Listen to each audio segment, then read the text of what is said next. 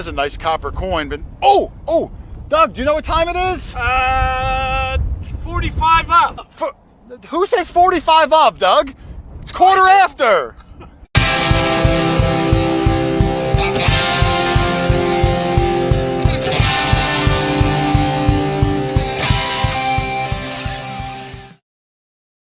What's up, guys? QuarterHoarder here, and welcome to, I think this is the official last quarter after show of the year. We're going to take off next week, obviously, for, I don't have to tell you, the holidays. And I'll be back in 2025. I've already got guests lined up for the first 3 or 4 weeks of January, some good, fun winners. So what started off with no intention of an interview-style show kind of became that, and I'm liking it.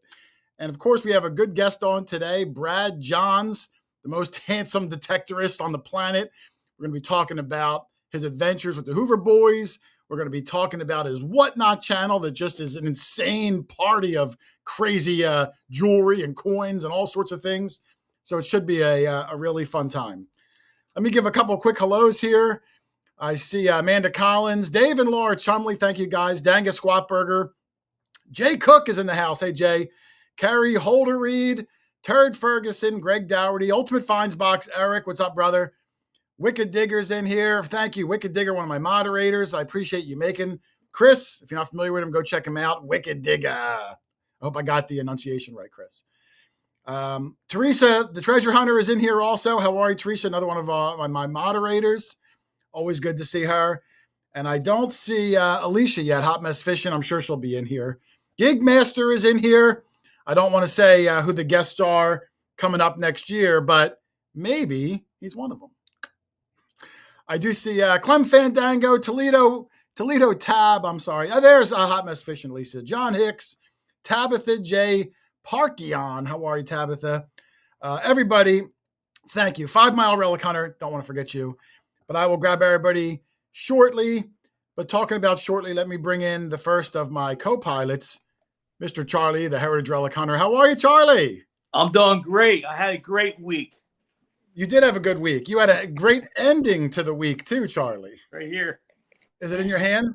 Yeah, it's in my hands. Where's Doug at tonight? Is he on tonight? Doug can't make it tonight. He's got something going on. So he's not able to make it. He was bummed. But, he handled the fact that you found yet another flying eagle really well. I was proud of him. So it's going to be a good time. And everybody in the chat, I see you mentioned, I asked Rich to have a special assignment. Any questions that you have for Brad, if you type them in there, Rich will try to pay attention because I have a hard time keeping up with the chat. So I'll do my best. I have some questions myself, but I'm sure you guys will also have your own. And talking about Rich, why don't we bring him in, Charlie? Okay. Rich Van Winkle, there he is. Hello. And Lindiana Jones. Hey. How you doing? How are you guys? You too. How are you? I'm good. It's going to be a good one. Oh, I see Brad is in the green room. Originally, Brad was going to be doing the show from his truck in a parking lot. So I was like, oh, that sounds dangerous. Yeah. And that sounds like something that Brad would do, though. Well, we did a test run, and it looked good. He sounded good. So I was like, all right, we're going to roll with it. But it looks like he's in his Whatnot office. So it should be a little bit better sounding. And I think that's Brad's handle in the chat. Urban Treasure Hunting. Is that Brad? I remember years ago. You hear my voice went up, Charlie? Years ago, Brad had like that Urban Treasure Hunting channel. I don't know if he still has that or not. That'll be a question we'll have for him. But he used to have that YouTube channel, and I remember watching a few of them. But I'm going back 6 years or so, Charlie. I want to quick shout out. I see James from the Copper Poppers in the chat. James, how are you, sir?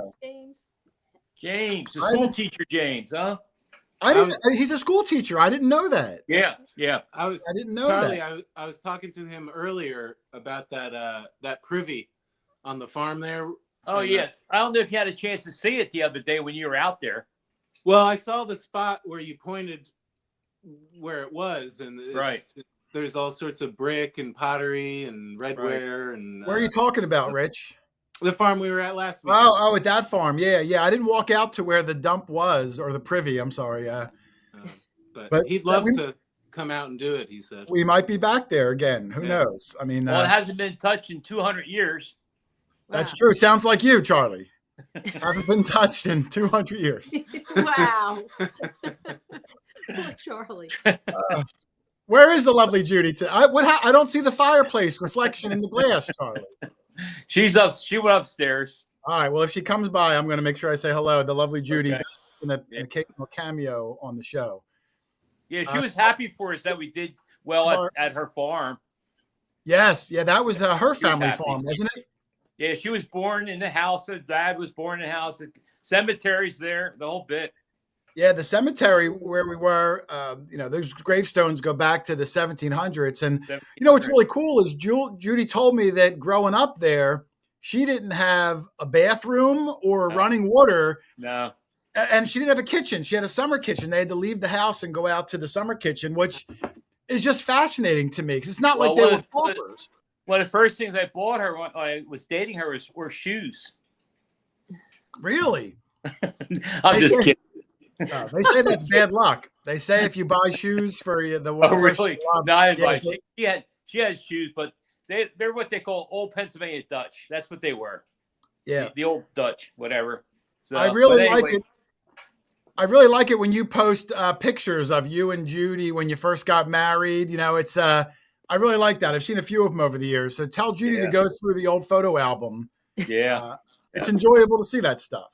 Yep. Chris Fallon's in the chat. Chris Fallon joined us this past weekend. He had a couple of good finds himself. I'll be putting up on Facebook over the next, week or so. It should be pretty good. And when I forget, I'm trying to remember all of the lingo. But, Dave and Laura Chumley, who were in here as Dave and Laura, on Brad's Whatnot, they're a moderator. And I think their channel handle over there is Don't Call Dave or something like that. Is that what it is? I'll have to get the story of where that came from Brad, who's coming on in 6 minutes, Charlie. Okay, yeah. But, yeah, before he comes on, did you happen to catch the video this week from the day one of our Massachusetts trip? Yes, I saw it. Yeah, it was really cool. What did you think of my fancy AI witch generated thing at the end? Did you stay tuned in long enough to see that? Yeah. What did you think of that? I thought that was really neat. Yeah, it was pretty cool. I was debating on cutting it out. That 30-second clip took me about 7.5 hours to do. Ooh. And then when I watched it back, I was like, oh, is this cheesy? Is this cool? I'm not sure. No, I think it added to it. But I thought it was kind of cool. So I was like, the heck with it. That AI is fun. It's fun making those images. It's expensive as all heck. And it's hard to get your prompts right and all that. But it's fun. One day I'd like to make my own walking, talking Terminator doll, Lynn.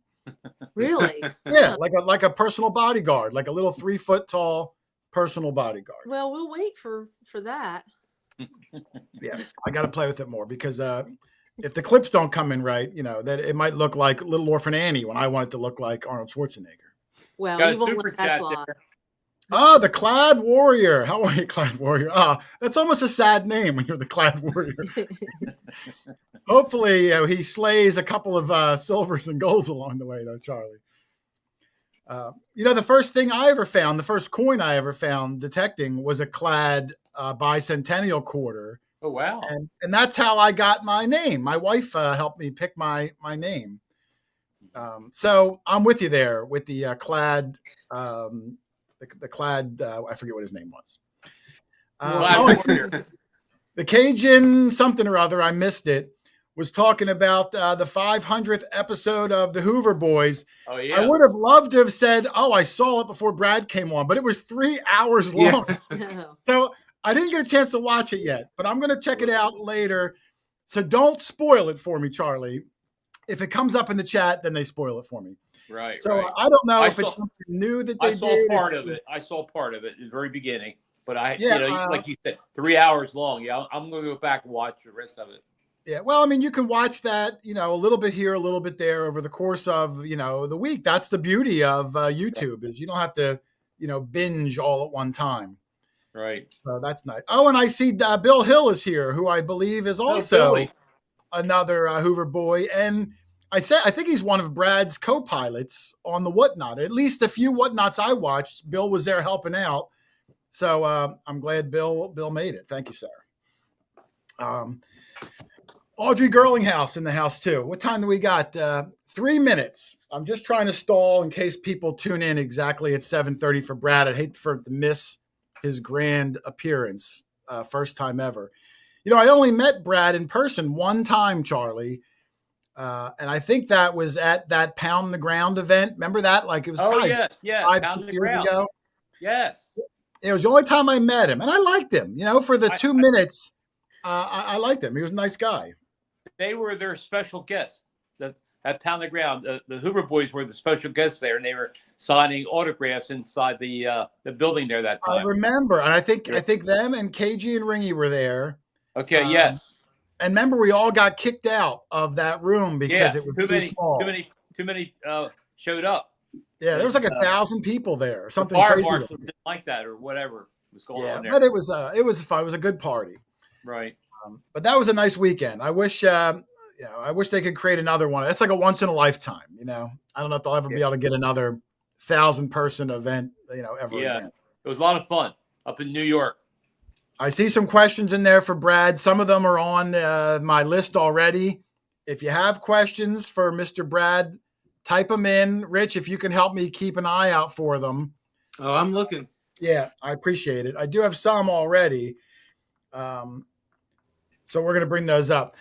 So I'm going to bring them in 2 minutes. I'm thinking I'm going to do a format, Charlie, we'll do the first 25 minutes or so for the general Hoover Boys questions, which I know everyone's going to want to know all about. So I don't want to deprive them of that. Right. But I want to get in a good talking point of Brad's Whatnot channel, because I have so many questions that I think are going to be really interesting. Not only that, just that he's on there selling, 5-6 times a week, but the sheer volume that he sells in. And then all the things that happen behind the scenes that people might not think about, like, where do you get 97,000 things from a week? How do you organize them all? How do you keep track of who bought what and box it all up and ship it out the next day? And then you got to do another show and have another 27 million things. Right. That's a big, big task. And still have a family. He's a family man too. He's a family guy. Young kids. He's got children. He's got a wife. He's got, I think someone told me he's a gigolo at night. I don't know if that's true, but he's busy. He's busy is the point. So I'm really fascinated of how you keep track of all that stuff. So I'm excited for all that. But we're going to get ready to bring him in, Rich. I have 1 minute, so I'll do a little intro, and we're going to bring in Mr. Brad. All right. So, if you're in here, of course, I have Brad Johns on. If you don't know who Brad Johns is, he's 1/5 or whatever of the Hoover Boys. I think he's been there since day one.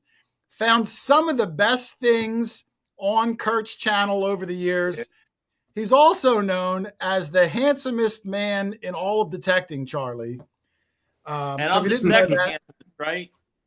He's the handsomest detectorist in the world, and he also has the smoothest of dance moves. So let me bring him in. He needs no introduction. The one and only Mr. Brad Johns. How are you, handsome devil? Do these glasses creep anybody out? Oh, I think you look like 70s Johnny Depp. I thought I looked a little bit Dahmer. I was feeling hungry. All right. Handsomest guy in metal detecting is a farce. That belongs to Matthew Vaughn. But thank you very much. What an intro. That was a hell of an intro with the questions rolling in and people talking about 200 years of dustiness. That was hilarious. There's a good absolutely hilarious. That might be the highlight of the stream, and I wasn't even on yet. So that's good. That means my work is done. Yeah, I just put a picture of you up, and everyone's just fine. Rich was going to mimic your voice, and we would just go from there. But Brad, it's great to have you on, man. I mean, our paths don't cross a whole lot in life, but I always appreciated you. I always respected you as a dude, as a hunter, as just a funny, entertaining guy. I really appreciate you coming on and hanging out with us for the night. So I got to start off with the obvious question, Brad, is when did you get into metal detecting? How did you meet up with Kurt? and how did you help that channel get off the ground to what it is today? Sure. The last part of that question of how did I get the channel where it is today, I did absolutely positively nothing. I just showed up to dig and had some great friends that called the Hoover Boys along the way, like Mr. Charlie over here. It's crazy. It's crazy the people we've met. So I've been lucky. I've been blessed. I've probably got the best ticket punched in the entire hobby to be able to be involved with something and then not have to do any of the heavy lifting, which is the YouTube editing and all that stuff, which consumes your life, Jason. So that's I'm great. right there with you, Brad. I show up, I dig. Jason says, I need you to find stuff today. And, yeah, it's got to be big. You got to dig deep, even if you have to put a shovel through it, right? Doesn't matter. Yeah. Yeah. You've so been as far seeing as those questions. But Brad, let me tell you, as the guy who does the editing for my channel, don't sell yourself short, man, because it's not just the fact that you're finding stuff. Everybody can find stuff. Finding stuff isn't the key. The key is really the personality of the people and being that likability factor. And then Kurt just captures the personality like I do with Rich and Doug and Charlie. So don't sell yourself short that you're just out there looking for things, because everybody finds things, man. It's the little things that make you stand out. Well, thank you for that. Then I'll just say on top of that, then it's a good thing you don't hear the stuff that comes out of my mouth when the film isn't rolling, because then I would have been canceled. So that's cool. Well, thank you very much. I've been a digger since I was like, pretty little, like 11, 12 years old. I wanted a metal detector and I got one. So I was digging on the beach and doing stuff from a very young teen age, but I was a coin scrounger, just like Kurt. It was like going to the 7-Eleven, going to the Payless shoe store and leave with $5 in change. And my mom would be like, where the hell did you get all that? It's just like, well, I found it, Mom. I was looking. And, you realize that there's metal detectors out there and you can find stuff like, 8 reals once in a lifetime and it's all over. You know what I mean? It's just like an absolute addiction. And obviously I don't hunt as much as I have in the last 10 years, but metal detecting is cyclical and it's always in my heart, and I'm going to be right back into it the moment I can. But as you said, I am a family man and I've got baby number 4 on the way. So congratulations, man. Yeah, I went from 0 to 4 in what feels like 12 months. I don't know how that happens, but yeah, I remember seeing Facebook posts. It seems like just last year that like you were getting married, and now all of a sudden, kid number 4. This time goes flying, man. Right. Kurt just gave me his ring that he found, right? Remember that story? Kurt found his ring, outside B-more a little bit. And I was looking for a wedding band. And I said, Kurt, let me see that ring again. I want to buy it from you. That's perfect. I was looking for a 2-tone ring. But yeah, that feels like it was, last week, maybe 10 days ago to me. Yeah, it does go by quick. And I'm sure everyone understands. I know it is a highlight when there's a new video out and you're in it. So I know people really like when you're there, look forward to seeing you. But I'd like to think people understand that sometimes life gets in the way and you do the best you can. Oh, Emily Johnson said Brad rocks. Thank you, Emily. And I'm sure Brad thanks you also. Well, you could call her Sexy Bugs. She responds to that. Sexy Bugs? Yeah, she'll respond to that just fine. She's fantastic. Yeah, we've got Bugs in the chat. We've got Rachel Lush in the chat. These are really, really good jewelry colleagues. I'm just kidding. They're my friends. They're really great people. Yeah, it's part of your moderating team. I was going to get into it more when we got into your whatnot part, but when I've seen a few of the whatnot auctions. I sat in there just trying to understand it, because your first time it's intimidating. There's a lot of going on. There's a lot of buttons. I think I tried to buy something, but I didn't. So I just did like a donate. I donated to like a diaper fund. Figured Brad's got to need some diapers. That's right. It's a lot of fun, man. It's like a party. And I'll dive into it more a little bit later of how you even keep your head on straight, because it's like controlled chaos, but you seem to handle it pretty smooth, man. Thank you. Yeah, it's. I mean, it was definitely wild to get started, but it's like anything, riding a bike. You do it enough, it becomes routine. It's muscle memory. It's brain memory. You just keep doing the same things. It's repetition, and you get really good friends and people that want to help you along the way, and you develop these relationships with the right people that help you succeed. So I owe thanks to all kinds of people to for helping me get where I've gotten. It's not just a one man show, that's for sure. So it never is, man. Yep, Yep. it never is. So, but let me roll back to, you and Kurt and Leo and Bob and Bill, back in those early days when, you guys first started, your YouTube channel, probably had no idea that you'd be one of the most influential, detecting channels out there. Like, have you noticed anything over that ride where maybe it was more fun and now it's more pressure? Is it still the same fun? Has anything changed just with the mentality from back then when it was almost just like, man, whatever, to now where people are expecting it? With metal detecting, you're not talking about metal detecting and not jewelry, right? Not the whatnot business. Yeah, we're going to hit that later. I just wanted to go to your metal detecting world first. Metal detecting is even more precious to me now than it was when, I didn't have anything going on and my wife was my girlfriend at the time. And it was just like, hey, I'm metal detecting all weekend, whatever, it's what I'm doing. Or I can just wake up and be like, okay, well, let's see here. Let me talk to my boss, see what's going on at work. Yeah, I'm going to go to PA. We're going to do some digging today and just drop what I'm doing. Now it's very valuable because I don't do that anymore. I can't do that anymore. I would like to do that, but there's other things going on. So as far as like the evolution or things changing over time,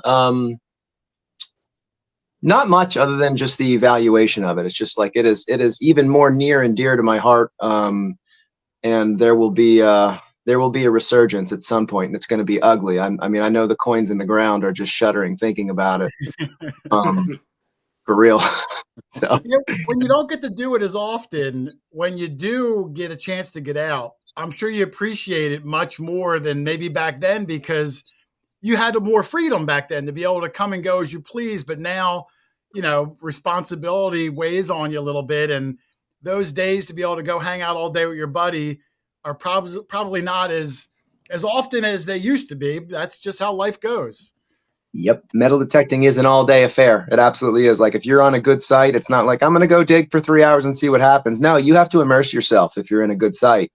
And you dig as long and hard as you can. And then, we're all getting older in a hurry. And it's like when I don't metal detect often and I go out and I want to have an 8-hour hunt or I want to like take a real short lunch and dig as many holes as possible, I don't even feel how much my body hurts, especially if it's like if it's a hot site. And the next day I'm just like, holy cow, I used to not really feel that. Not in digging shape. It's like going to Scotland recently was like a wake up call because I went from not digging to digging almost every day for 7 or 8 days or whatever it was. And it was just like, just digging on pure adrenaline while realizing that, wow, I'm broken. I'm really broken.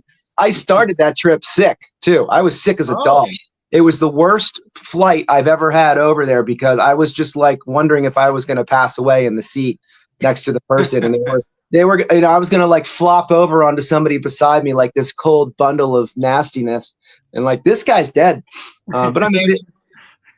I know. Heck, if I go out 2 days in a row, Brad, my calves are sore. My lower back hurts. Yeah. I don't know how guys do it 7 days in a row. If you take a nap in between, it's better. You have a wee lie down. Yeah. You have to take a little break. Well, I take naps during the day when I can. I try to squeeze at least 20 to 30 minutes of being unconscious. Makes a difference so that I can do what I do at night, which is this crazy stuff. But yeah, a power nap is real. If anybody listening hasn't unlocked the beauty of a power nap, it's real. It's real. Charlie knows all. We call Charlie the Sultan of siestas now because he naps every time we go out. That's great. And then when he comes back to the field, he finds bucket listers. I don't know how he manages to do it. Always. Well, when you're a good person, good things come to you. So that's what happens. No, he does. And he's always, you always feel happy for Charlie, like you guys do. Just same as us. When you go out with a close group of friends, you're genuinely happier when your buddy finds something than when you find something. Or at least, I am. It's really fun to pretend to hate Brad them, too. recalls, but Brad, 1876 CC seated dime. Well, this comes to mind. Yeah. Yeah. That was special. Still the only Carson City coin I've ever pulled out of the ground. That site needs to be shellacked again. Just saying. Charlie, was that the site that they called Yard Coins? Yes, yard coins. Maybe. Their video. Maybe. Well, Brad, I got to tell you, at least I got to be honest, Charlie. We've gone back about 8 times, and yeah, we've given it a good beat down. I found one of my greatest relics ever there. This Civil War Eagle officer's saddle pommel. It was like this big. So many buttons. Now you guys got the bulk of it, with some of that, the Carson City and some pretty amazing things, but that site was a real anomaly of a yard. I remember that. I remember that very well. That was a site that Paul actually caught a little bit of flack from because he dug some holes and located coins and didn't look at them and covered them back up and waited about a week for the Hoover Boys to get there. Bless his heart. I heard something like that. Yeah, it worked. We found some great coins out of it. I think did the 1793 half cent come out right before we got there? I think so. Yes. Yes. Yes. I didn't know you then, Charlie. That was like 2 weeks. Yeah, no, I didn't know you either, Jason. Yeah, it was before I knew you. Obviously. Yeah, and 1793 half cent, which is a very rare coin, and I did not know it was rare because I was just starting out detecting it. I didn't know it was that rare until I looked it up. I'm like, wow. Do you still have it, Charlie? I still have it. Yeah. Yes, there was some good. I mean, talking about rare coins too. I mean, I'm trying to remember back, and I'm sure he's probably dug more coins than he can even remember. But I remember Brad finding, I think it was a 1795 flowing hair half dime. That's the right coin. That's the right one? Well, that coin is the one that I had found a lot of neat things before that coin, coppers, silvers, jewelry, a lot of really cool things I was lucky to find. That was the first thing that really, really rocked my socks off. And we got really good raw footage of it because we did the reveal and Kurt flipped it in his hand. And it was, I had about a half a second processing to say, oh my God, that's it. That's the one. And I was already terrified because I had clipped it. The odds of clipping that coin where it was in the ground, completely vertical in the plug, and having a predator digger come directly down onto the top of a half dime, and to run the shovel blade along it, and to put a tiny little it's crazy. It's absolutely crazy. So I was already racked because I knew I nicked this tiny silver coin. So flipping it over into Kurt's hand and having that, oh my gosh, it took me off my feet. I think it's one of 2 finds that have taken me off my feet. The George Washington was the other one. We didn't capture that on film that well, but that one rattled me back 3 feet, and I just Bambi legged it and had to drop. Didn't shed a tear. People think I cried over that, or people think I cried over the gold coin. Let the record show I've actually never shed a tear in the field. I thought you did cry on that half dime. You didn't. It sounded. No, I was very emotional. I was very shaky. I was very astonished by the find, but I was I got to take a seat and take a chill. But no, it was similar to when Kurt found the Lord Baltimore shilling or whatever it was. It's just what am I supposed to do now? I think I'm just going to throw up. There's some things out there that you don't even know what to react to because you don't even fathom that something like that's going to get found. So those are the best finds. Yeah, those are the best finds. The fantasy finds that it's just it's a big silly joke to even think about digging. Yeah. And you've had a couple of them over the years of those finds that you only joke about, and they came to fruition. One of them. Oh, I have a few pictures, Brad. I'm going to bring up real fast. Yeah, sure. Sounds great. This one here. Hold on, let me bring it in. This is you and the gang. This is an early one, but I wanted to try to find a picture on your Facebook that just kind of captured, everybody. Brad looks like he's 20 years old there, but the guy's just freakishly handsome, Charlie. But I'm going to bring up the photo of this. I got this from Dave Chumley a few weeks ago, and he wanted me to ask you about it. I thought there could possibly be a story associated with this coin. No, not really. Nothing really happened with that coin. Nothing. Nothing. Oh, he's got the whole thing. Hold on, let me bring him back over. Yeah, look at that. The real deal is there. Now, Richard. Yeah, that's. I mean, that encapsulates a whole lot of Hoover Boy history right there. And this has nothing to do. This terrible mug right here has nothing to do with the find. That was a photograph from I don't know how long later, but I was at a flea market with Billy, and I was holding up a stupid doll and making a dumb face, but that turned into oh my gosh, I broke a coin face. But no, that I flash this coin up from time to time when people come onto my whatnot and they go, "Hey, I think I recognize you," and I just give them one of these. Yeah, I have a picture here too, Brad. Yeah, thank you. Perfect. Yeah, so I show them that, and they kind of go, "Oh, wow, it's you." If anybody out there doesn't know the story, if you live in a cave or something, Brad found this gold coin. Looks like 1736, but he accidentally, hit it with your shovel, which happens from time to time. And unfortunately, he broke it into 4 pie-shaped pieces, which, on one hand, that stinks, man. But on the other hand, I think it makes it even more memorable, even a better story than another guy that just found another gold coin, in my opinion. I know you found it, so you got to live with it. But for me, I think it's the best thing that could have happened because now that's like legendary, more so than just another detector is finding another gold coin. You know what I'm saying? Brad, did you think that was a cut coin at first? You only found one piece at first, didn't you? Yeah, I had the segment and I was weirded out by it because I knew I had found what looked to be gold, what looked to be a fragment of the coin, but I knew it wasn't a cut coin as in to be made for change, like a gold piece or a bit, whatever you want to call it. I knew something weird was going on. And yeah, so I was sort of messed up from the moment. I was like, I remember, Kurt, you may want to come over here, Kurt, check it out. I don't know. I'm freaked out. And then, finally when the probe was like, okay, there is something else in the hole. I'm like, okay, it's going to be in here. Like, I think I came to the realization first that was like, yeah, there's more to this story. And Jason, I appreciate you saying that it's now legendary because I don't think anybody's ever said that to me before in that capacity of just like, you could have the whole gold coin right now and it would be in perfect shape and it would be amazing. It's your first gold coin, but I would have missed out on a lot. I would have missed out on a lot for sure had it happened any other way. And having that happen, months after the flowing hair halftime incident, it was very creepy to have that kind of bad good luck. And it sort of was like, I don't know. It was.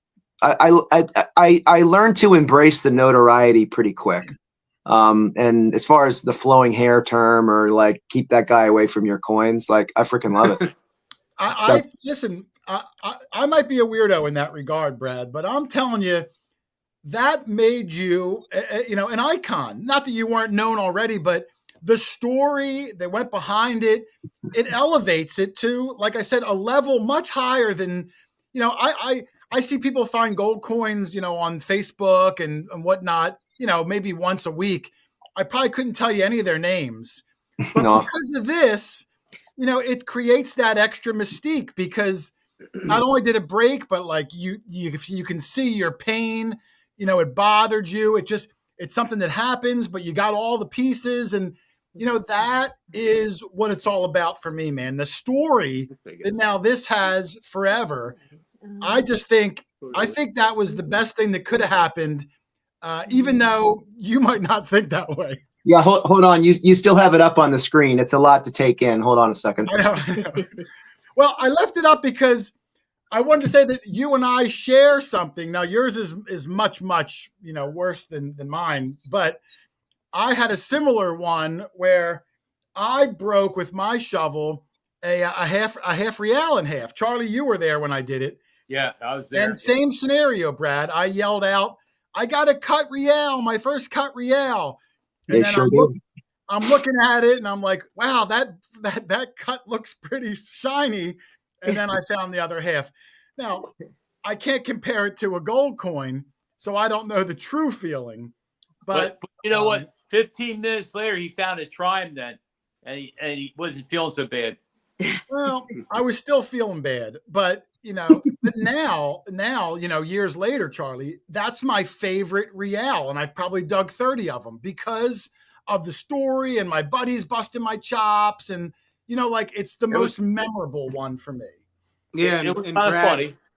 If you didn't already know, I'm known as Richard Nixon, and so now, as of tonight in the chat, we're known as the Nixon brothers. Yeah, Rich nicks a lot of things too.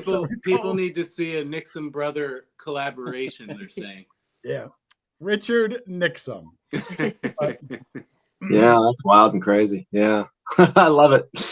But awesome. The cold coin is great. The flowing hair dime, amazing. Are there any other? And I know your GW button. Are those three your all-time favorite finds, or is there any other ones in your detecting list that I'm not thinking of? My first silver coin that I found with a Bounty Hunter Quick Draw 2 was I think it was a 1962 Washington quarter at my father's childhood home. I mean, seeing that coin coming out of the ground, I was vaguely aware how silver coins came out of the ground nice and shiny, and you knew as soon as you had one. And I had been dying to find one because I had I'd had a few I had the Radio Shack, and then I had that Quick Draw 2, and I had been swinging the crap out of it for probably 2 years, wondering why in the world can I find a silver coin? Is it really that hard? And then finding it finally was just like a big release. So that was one of my favorite finds early, and I was young and emotional and all that kind of stuff too. So I really remember it very well. But as far as other highlight finds, the 1798 over 7. Yeah. That's a draped bust dime. That is a very rare coin. Charlie, you're in that club, aren't you? Of draped, or is that not silver though? Oneska got one. James Oneska got one. Oh, copper pop. Okay. Yeah. Okay. He got one at the same site where you got the that Nova Constellatio. Yeah, my only one. My only one. That you got down my way. I remember that. Yeah. That was a cool site. That was an interesting property because it was kind of quiet for a little bit, and we found some buttons and stuff, and then we sort of ventured out further into other acreage, and it was like, oh, hotspot, copper, silver, copper. Right. That was neat. That's the best thing when you're just out with a bunch of people and you find the hotspot, and then it's just like a piranha feeding frenzy. It's beautiful. Yeah. That property was good to us. That was very good to us that day. No, you were good to us that day. Charlie he's a good dude, and where Charlie goes, good luck follows, Brad. Yeah. Gold rings follow. Gold rings. Charlie's got 3 gold rings this year in farm fields. After a nap. Out in the middle of the field. Crazy. I don't think I've done that. I don't think I've pulled a gold ring out of a farm field before, actually. I haven't found very many gold rings, a small handful, but I think I can attribute all those to the beach or schoolyard kind of stuff. Oh, yeah. Fields. So. And that's not counting your rings in yards this year, Charlie. No, that's you right. also have other rings. Yeah. Well, Brad, being a jewelry guy, the one gold ring that Charlie found, which is probably from the 1800s, has a faceted Bernese red ruby. Charlie, is that what it was? Bernese? Yes. Am I pronouncing it? Dang. The stone might be worth more than the gold. That happens with antique jewelry a lot of time. They got these big, huge rocks in them, and sometimes people don't even know that that's the case as well. So you could buy a ring that's antique at an antique store or a consignment store, and oftentimes they don't know what they have. I'm certainly not. That's not where the bulk of my knowledge is, gemstones. But I have an eye for old. But yeah, that's so true. Those gemstones can bring in far more than the melt or spot price. Yeah. Well, that's a good segue, Brad. I mean, I wanted to get into the jewelry thing because I didn't realize you were so versed in this jewelry until I started seeing your post for your whatnot, because you do, at least in my eyes, probably 80% or more jewelry with like coins and sports cards and things thrown in. You've really mastered that. Now, where do you get your jewelry in volume? Now, you don't tell me the exact place, but to get the amount that you must do, because what do you do? Like 4 or 5 live auctions every week? So you want to know where I get 20-pound bags of sterling? Yeah, like an incredible volume. It doubles as workout implements. Yeah. All right. Anyway, enough gloating. No, I usually don't have silver come in like that. That is a massive silver buy. It just happens to be timed right for this live stream, so I can pretend like I'm a big deal. So no, you develop relationships over time. You hit the same areas. You're always talking about your business and whatever. You could be checking out at the grocery store, and I could notice that somebody's wearing a David Yurman ring, and you can compliment them on the ring, and they'll say, "Oh wow, how'd you know that?" And it's just like, I love jewelry, and it's my I support my family doing jewelry, and then that 90% of the time, turns into a lead of just like, I have so much jewelry from my great Aunt Carol, I was going to throw it away. And you're like, really? I know a guy who can turn grandma's disgusting, gaudy, tacky BS jewelry into a decent amount of money. Would you like me to dial him up? Sure. Okay. Well, here he is. How can I help you? So it's cool. You just have to talk. You have to talk and talk and talk, and just build it. That's all. Now, is on that whatnot? I mean, are you like? I guess you're like the auctioneer, but you're also, it's your stuff. If you've never seen it, and these are my amateur eyes looking at it for anybody out there who hasn't been to one of Brad's streams yet. But Brad will have, who knows, maybe 500, 1,000 things. He'll bring them up in front of the camera. Each item is an auction. It lasts only about 10 seconds. You'll put your bids in. The whole time it's a live video, so you'll hear like funny banter, whoever's visiting him, Billy or Bob or whoever's there in the background. It's like a party. There's giveaways the whole time. It's a real fun time, and you get to hang out with someone on a personal level. It's like an auction and a party put together. Is that kind of how you sum it up? I like that assessment. I'll give you a quick view of it. It's so this is where I am, and I'm streaming from my iPhone right here, and I'm holding jewelry up right here on the other side of my iPhone, talking about it, engaging with customers, having a great time, living my best life, and selling jewelry one piece at a time, and somebody wins it, and then it goes into their corresponding bin. And just recently I installed a second bin because I have so much overflow. So when I finish a show, I was finding I didn't have enough bin spaces for customers. So I now have a lettering system where I have N through Z usernames on the left and A through M usernames on the right. And I'm lucky because I'm able to remember, pretty much who bought what and approximately when. So if Izzy bought something, and then she buys something again, I just toss it up into her bin and I'm off with the next item. And I can sell, 3 to 5 items in a minute if I'm running quickly. If I'm doing 10-second sudden death auctions, just like bang, bang, bang, bang, bang, go, go, go, while I run giveaways and other things that are coinciding. But by the end of a live show, though, it's just like my eyes are, oh my God, I can't even read the chats. And like you get real fatigue, and I have to save my brain space for describing the jewelry, because condition is so paramount with vintage jewelry, and remembering where bins are. So that's pretty much by the end of the night, I'm just drooling on myself and trying to keep my head off the desk. But it's fun. It's fun. I love my job. Now, I know Brad just showed it, but I have a couple of pictures, Rich, I thought I would show also. This one was nice because it's pulled back a little bit. You can kind of see his setup where he's got, the jewelry on the left, all his bins. Like he said, they're all categorized, so you can see everything.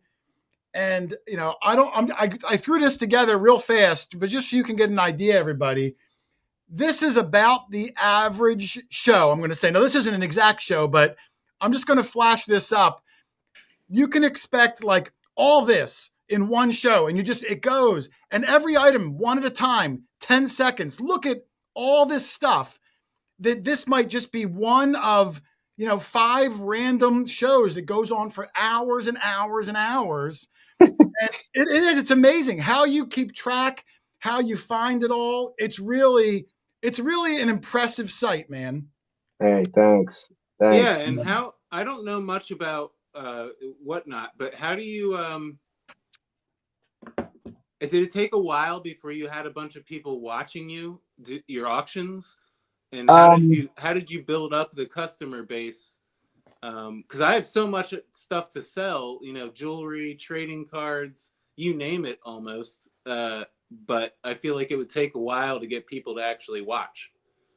Yeah, I mean, I think a lot of people are built to want instant gratification, especially this day and age with a smartphone in their hand. It's like they want everything right away. And people have sort of gotten away from the fact that you have to build something. Talk to a YouTuber like the QuarterHoarder. It takes a lot of work to get 85K subs and 300 people watching on a live show. Like, that's a big deal. That's awesome. So you have to repeat.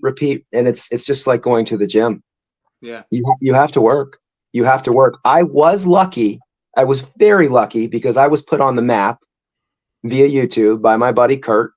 And I was able to, broadcast to a handful of people who like to see what I find and enjoyed the banter on social media with me and let them know that I would be going live on Whatnot. So I got, I wasn't a content creator by any means, but I got some support from metal detecting friends. So when I had my first live show, I had 15 to 20 people in the room, and Whatnot was a very welcoming app, and it was a very young app when I first started. It's still a very young app, but I got help from some other people that were already installed at Whatnot, to moderate and whatever the case may be. But, a couple very early people that were helping me on Whatnot, it would have been John Stevens, a buddy of mine before, Roberto Grog, well before Whatnot.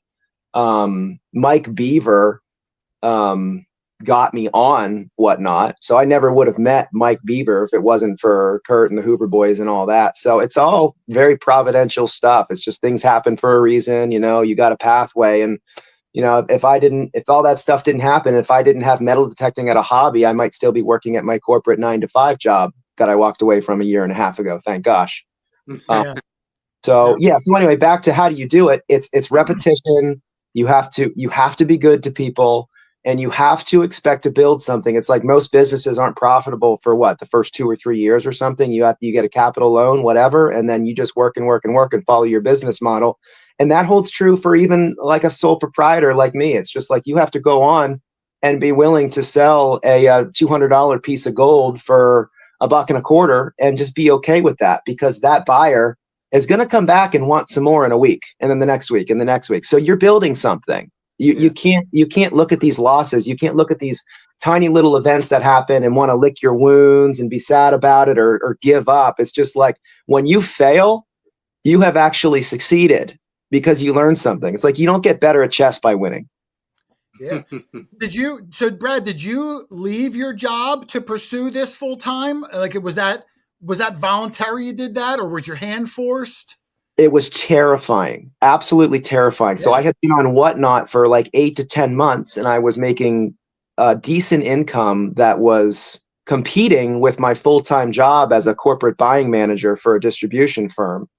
And I was doing too much between bringing a third baby home with the full-time job and juggling clients and vendors and meetings and upcoming business trips and, a wife at home with a new baby. And then it was insane. So, I look at it and it's like, something's got to go. I am going to spontaneously combust if I don't let something go.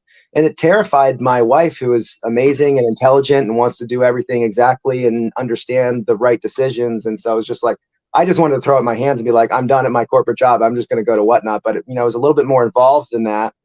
And I ended up, it's very emotional. It was very difficult. There was a lot of things happening. I remember when I was really at the edge of my seat being like, I'm going to finally put in my 2 weeks after 18 years with this job. I came down here to the office and I had jewelry all crazy over here. I had charms everywhere. I had sterling, as completely disorganized at that point in time. It still is, but a different kind of disorganized. And I came down here, I was a wreck, and I turned a table over right there. And silver went everywhere in the room. It's like my biggest, like, what the hell am I doing with my life moment? And I had a breakdown. And that was August of I guess 2023, and that was I'm sorry, babe. Something's got to go, and I'm choosing my structured biweekly paycheck with a 401k. It's got to go. I'm going to do this, and I'm going to succeed. Watch me. We're gonna do this. And I'll she tell you supports what, Brad. me. And yeah, go ahead. I was going to say, one of the most important things I think in life when you make a decision like that is having a partner that realizes this is so important to you and gives you that okay, let's go down this journey together. Because as scary as that is, because I kind of been going through the same thing myself recently. If your partner is not on board and supportive, man, it's a huge weight on your shoulder. Where if not, it's kind of like, I know I can make this work. Let's go down this adventure together. And it's just so much easier when you have a love from your husband or wife or girlfriend or whatever that supports you along the way, because then it gives you that extra belief in yourself because the person you love the most believes in you. Well, she supports me, but she also challenges me. That's the only missing element to what you're saying is you need to be with somebody who's actually has some qualities or many qualities that are an opposite of you. So they check the boxes that you don't know how to check. And she does miraculous things in well, are you sure you want to do it that way? And when I have to make tough business decisions, she is there to listen to see if I should purchase a $60,000 coin collection, which I was considering. And, it's just one of those crazy things. It's scary, man, but you know what? You get one shot in life. And if this makes you happy and the bills are getting paid, I'm glad that you did something for you. And in the end, it's going to work out because you're putting 100% into it. And I'm really happy for you, man. You look like you're in a good spot.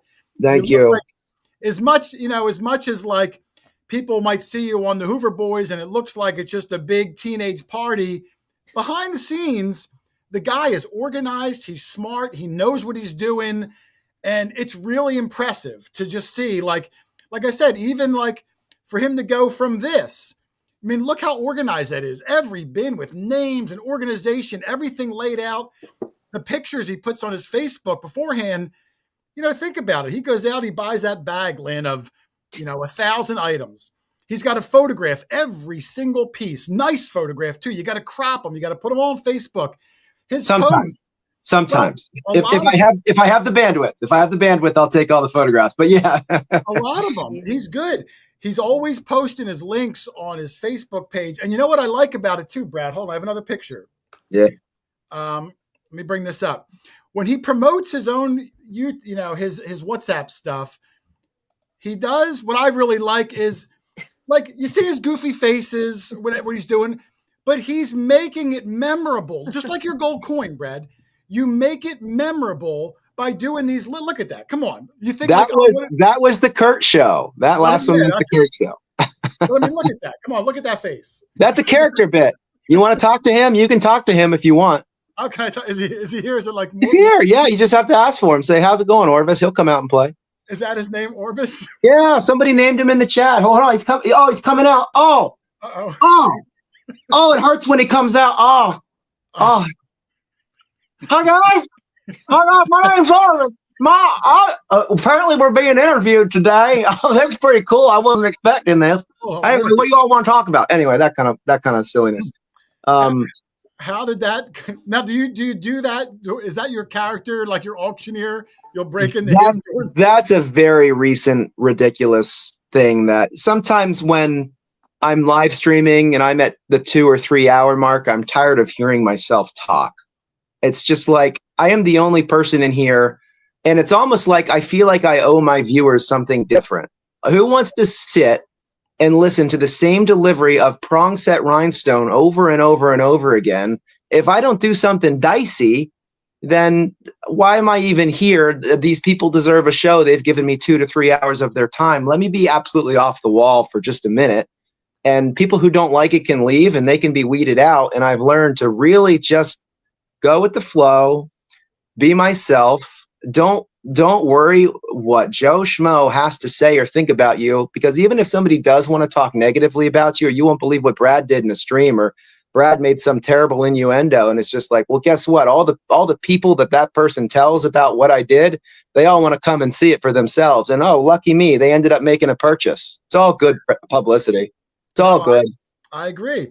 And So, I always say, do what you like, do what makes you, if you think it's funny, if you enjoy it, do it, because if you can be real, then you have nothing to feel bad about. People like you for what you do. yeah, thank you. Yeah, do the QVC.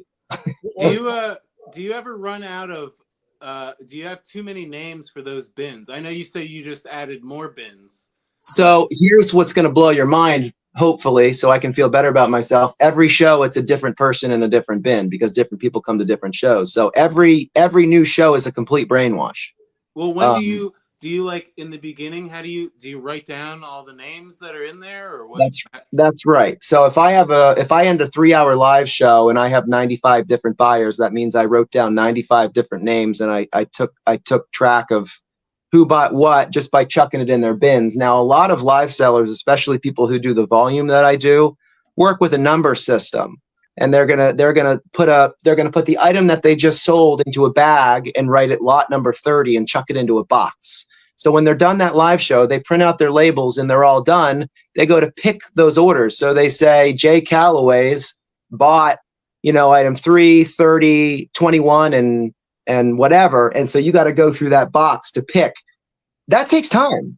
Polling the orders takes time. What's beautiful about being able to remember who bought what and putting it in here is it makes my shipping chore a breeze. Now it's never fast to ship 90 items, but I like to think that personally I do it pretty quick because the paperwork prints out chronologically, like you saw in my hand, that photograph of all the labels. That was the Kurt show. That was the biggest show I've ever had. And there were 265 shipments in my hand. Wow. They were all chronologic.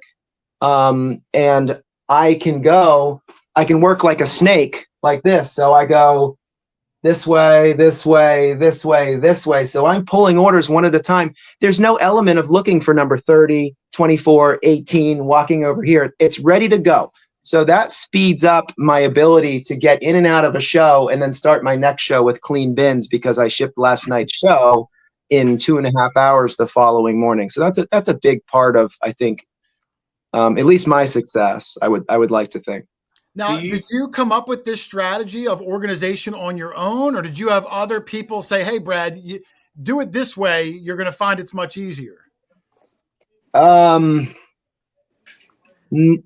this was my development over a period of time. I think when I started, I printed out all my labels. I still do it upstairs for whatever reason, but I would package my orders. So say time cap. My bins are all full right now. Actually, I had a sports card show earlier today, didn't you? Yeah, they're all full of baseball cards. I need to ship it. But I would throw those, time capsules items into their bubble mail or whatever, ship it to the best of my ability, and write their username on the outside. And I would truck those envelopes upstairs, and I would print everything out on my thermals.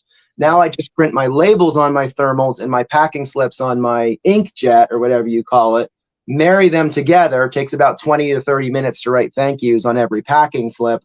And then I can just, go one at a time chronologically. But yeah, before I would hike everything upstairs, and it took me a while to realize that when I printed out all, at the end and then put it together, it's like, wow, this is actually an order.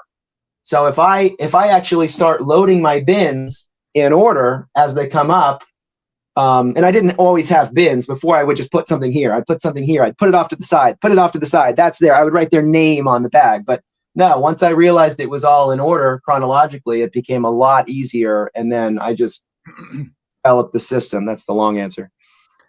And so, and the whatnot, and I forget if I didn't mention it. And Alicia, if you can, in the description of the live stream, I do have a link to Brad's whatnot. Is it a chat? They consider it a whatnot channel, Brad?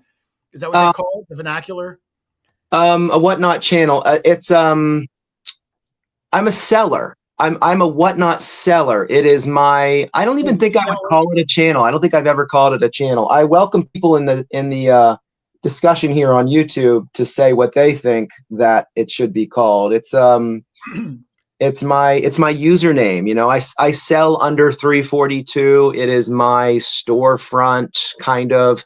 It's the future of e-commerce. Live selling is 1,000% the future of e-commerce. And if eBay and Etsy and Posh and Mercari and these other sites don't start integrating bidding software, the Whatnots of the world are going to take over. Or, you know, if Whatnot isn't that big yet, it's a huge corporation, but there is a chance that, you know, eBay could still take over a Whatnot and shut it down or something, but doesn't change the fact that another one is going to come along. There will be other sites that are developed in the next even year that we'll see that will pop up. And then the strong shall survive. Hopefully Whatnot will stand the test of time because I have my feet in concrete there right now. But, you know, when another platform does pop up, when eBay really does get success with going live, you know, I'm going to have to cross-pollinate. It's just for my own diversification and portfolio or whatever you want to call it. It's just like, I'm going to have to make sure I'm watching out for myself and, you know, yeah, I mean, there's a bigger audience over there. So, yeah, you know, if they do, yeah, I mean, that would be a smart move, I would imagine. And now, go ahead, Rich. I'm sorry. Can you also on Whatnot? Do you have a storefront sort of like eBay? Like, can you put stuff up there for people to see and maybe buy if they want, or is it all live auctions? Yeah, so like Static or whatever, buy it now, marketplace. Yes, Whatnot has a marketplace, and I spend like my time is spent on live streams and prep and shipping and entertaining people on live shows. But there are sellers out there who dedicate, you know, they've got 1,000 things in their store, just like an eBay store. And in a perfect world, I would be doing that too. But it just doesn't happen. Like this is the marketplace, and I don't have many items at all on my marketplace, but they do have that. And every now and again, I'll sell something on marketplace, but I spend literally no time developing that. But yes, that's the long answer. Yes, there's absolutely live shows and a marketplace, and you can make offers, just like you can make offers on eBay or Mercari or those other sites. It's cool. It is the leading, you know, both buy it nows and online live selling platform by far. And I gotta get into this. You got it. Yeah. Interestingly, to tell you, like, to give you an idea of the size of it, like in jewelry, there's typically only like at night, there's typically only like 500 to 700 people in the whole jewelry category right now, which is pretty skinny. In coins, there's usually like 1.5 to 2,000 people browsing the site at any given time in that particular category. So, you know, look, browse. These are the categories on Whatnot right now, the different sales categories where you can go live. And right now there's 3.2 thousand viewers in women's fashion. In coins and money, there's 2.3 thousand viewers. How many people is 2.3 thousand in one category? Well, let's look at QuarterHoarder's stream here. There's 257 people watching right now. There's only 10 times more people right now in the coin category on Whatnot. It's pretty crazy. Wow. It's pretty small. It's pretty small. But if you carve out your little market and your area, and you know you're good to customers, they will come back and see you. Sports Cards has 8,000 viewers right now. The website was built for sports cards and Funko Pops. That's why it was created.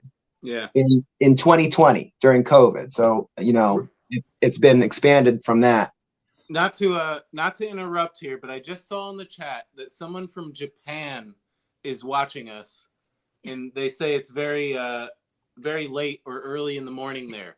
Wow, I've never had a Japanese viewer before. That's why I brought it up. And I don't know if they are Japanese, but they are in Japan. Oh, yeah, I just assumed they were Japanese. Maybe they were. So, Brad, on your average Whatnot stream, how many items approximately do you have? And is the format that I mentioned correct, where each item is about 10 seconds until it ends, the winner's name pops up, and then you do a lot of giveaways throughout the stream also. How does that work if people want to check out one of your auctions live? Yeah, so I used to be really, really into my giveaways. Like I am running a constant giveaway. And I would say in the last month, I've sort of let up a little bit on the giveaways because I'm sort of getting into a comfortable area where I've got a baseline of 60 people in the room. And then if I'm really cranking it and people are happy and I've got a lot of energy, I can get 120 people in the room, which is very healthy.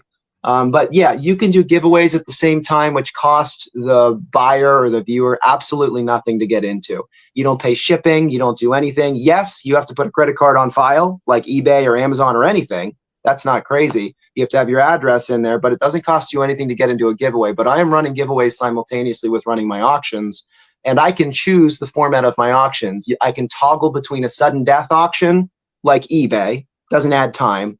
Hence the term sniping, that's just sudden death. When it's done, it's done. And there's soft closes where it adds time. So when it ticks down, if somebody bids in the last 5 seconds, it'll add 5 seconds. It'll add 5 seconds. It'll add 5. Oh, I got you. That extends, I can't sell 150 pieces easily in a night if I keep doing soft closes. I have to do sudden death. But I have to make a decision because if I'm doing a consignment for somebody, and I want them to get the most money for their jewelry because I want to do a good job representing them, I have to decide if I'm doing a soft close or a sudden death. And it depends on who I'm working with, what the jewelry is, how many people are in the room, what my energy level is. There's a lot of things. There's a lot of moving parts, and I just have to make decisions on the fly. I would say most of the time when I pick a particular mechanic for a live show, I stick with it for the duration of that show. Rarely do I change it based upon room temperature. So for instance, today I did sudden death sports cards, and I did 10-second auction. No, I think I did 50-second auctions, but I did drop it to 10 seconds. So I was holding up Carl Yastrzemski, Al Kaline, Pete Rose, Tom Seaver, 10 seconds go, 10 seconds go, tick, tick, tick, tick, tick, next. So you asked how many, to get back to that earlier question too. 330 items sold today. Wow. So I did 330 lots of sports cards, which emptied out these two boxes, and I actually lost money on them. You can't Really? win it all. Yeah, can't win it all. Yeah, I'll tell you the mechanics. Like I'll tell you the numbers for this one. This was loaded with 60s and 70s card. The conditions were a little bit iffy. I paid $850 for those at a flea market, and I thought for sure I'd be able to turn them into $1,500 or $2,000. They turned into $1,200 gross revenue, and after fees, and I eat some of the shipping, and I also have coupon spend.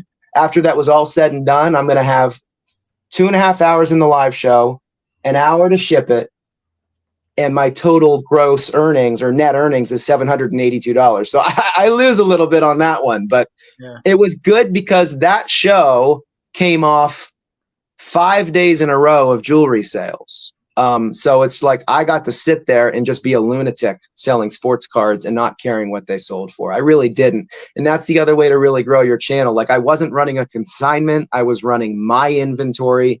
I could BS my way through it. I could make, ridiculous jokes, be my true self, and then whatever. But do you go through card by card, or are you grabbing stacks of 10 cards and auctioning that off, or both? Or I love the way you phrased that question because you nailed it. I did both of the things exactly. I started the show doing singles, and I ran, of the 330 items sold, that includes about 30 free cards I gave away. So there's about 300 items sold total. I probably did 275 singles cards at 10-second auctions. And then I toggled over and did lots of 10. And I loaded it on the fly. So I took a picture during the live show, did my listing, added it to the store. And I was like, I got to sell all these cards. Could I have milked it? Could I have gotten back my money or whatever? Just like, yeah, but it was just like the show was done. Before I did that show, I had shipped last night's jewelry show. So I had already packaged up, I think it was 95 jewelry shipments. So to go from shipping 95 directly into a live show was a little bit harrowing. So my energy was like, well, let me just sell through the rest of these cards. So yeah, exactly. I did singles and then I did lots of 10. Now, I don't mean to sound like I know anything about this, but I saw your card show today, which I was surprised you even still did my show after talking all day. like when I saw it, I thought, man, he's doing a live show at 2:30 when a lot of people might be at work. Do you do any sort of benchmarks where you're like, well, I do better if I post it at 7 p.m. rather than, in the middle of the afternoon? Is there a method to your madness of the time because it's live? Your customers need to expect you to be live during your time slots, and your time slots are when you go live. It's not like Whatnot dictates when you're allowed to go live. I could go live 5 times a day if I wanted, whenever I wanted, but I go live at 8:30 Eastern, Monday, Tuesday, Wednesday, and I try to stick to jewelry, Monday, Tuesday, Wednesday, my bread and butter. Saturday, I try to do a coin show. Doesn't always happen. I'm sort of in and out of coins and sports cards. And those are just sort of I do it when I can do it, or I pop up with jewelry when I can do it. But yeah, you have to be consistent with your time slots so that people, know you're coming out. But I do my marketing on Instagram and Facebook most of the time. I do a whole bunch of cringy, ridiculous content. And I try to, I don't want all of my content to be about my Whatnot shows. Like I do like to upload just ridiculous artsy fartsy, look at me, I'm a moron clips, to give people a break. And I think that helps. And I like doing it too. Honestly, I do it for me first. It's not about people. I do it for me because it makes me feel good. But it's a dual purpose because I think it makes other people smile too. So it's a win-win. No, I agree. I think you get the crowds that you get, partially because of what you're selling, but partially because of who you are as a person.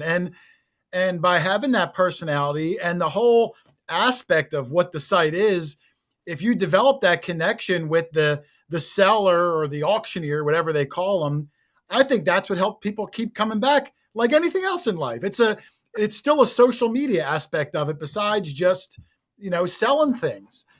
Yeah. So I think the crazy antics or the goofy things you do can do nothing but help. Every new person you pick up as a follower or subscriber, whatever that site calls it, get better opportunity for them to come back again. Yeah. And the other thing you asked is how do I know when would be the best time to go live? And I think some people do keep track on when they do the best because they do change their time slots around. I don't really change my time slots around, but the point I'm trying to get to is you need to get yourself a moderator who's usually a friend that you have before you're even on or you bring them to Whatnot or whatever. Get yourself a moderator who enjoys working with you. And my best moderator and really good friend is John Stevens, and he could actually look at metrics. He loves stats and numbers and crap like that. Like, I don't know how he does it. He can look at his notepad from a show that I had a year ago if he wanted and tell me who the buyers were. It's really incredible. So I can lean into him for knowledge like that. And what's wild is I might have done it once in 2 years, yet he still does it. So talk about that level of get yourself a friend like John Stevens. That's what I'm trying to say. John, thank you, buddy. Rich, write his name down. I like No, don't write he's not available. He's not available. No, he won't come to your show. No, sorry. I was going to send him one of Charlie's hats. He won't do it. He's in the chat. He's in the chat. Oh, John, how are you? Oh, I have a question. Yes, Lynn. When you give away your free stuff, how do you determine who gets it? Sure. So it spins a little wheel, actually. So on the live show, you enter the giveaway. It's a little sidebar on your phone screen. You enter giveaway, and all giveaways draw automatically at 5 minutes. Now, the seller has the option to pull it early, so I could do speed giveaways, and I do that sometimes if I have a really good show and customers were just so freaking good to me. I'll do like speed giveaways, and I'll like pull 10 things and be like, listen, we're going to pull 10 giveaways as fast as possible. Just like bang, bang, bang, go, go, go, go, go, and not wait for the 5 minutes. But during the course of a normal auction, I'm letting it just time down organically, and it spins by itself. It draws by itself. So I'm in the process of selling 14 karat gold ring diamonds. Oh, giveaway spinning. Good luck, good luck, good luck. Oh man, don't call Dave one. It's son of a beast thing. Stuff like that.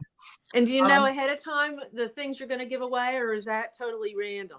I usually do know ahead of time, and you're supposed to show people what they won. And so many of the big sellers don't show people what they win. They're just like, congratulations, you won the chat giveaway. What's next? And they don't show it. which is really bad, I think. So I usually have a giveaway bin of jewelry or sports cards or something ready to rock and roll. So I'm like, oh man, Sexy Bugs giveaway winner. She never wins giveaways, which is a shame because she tips me every show. It's incredible. But I'd be like, yeah, we got a gold tone brooch. Congratulations. Nice. So I file that in that person's bin.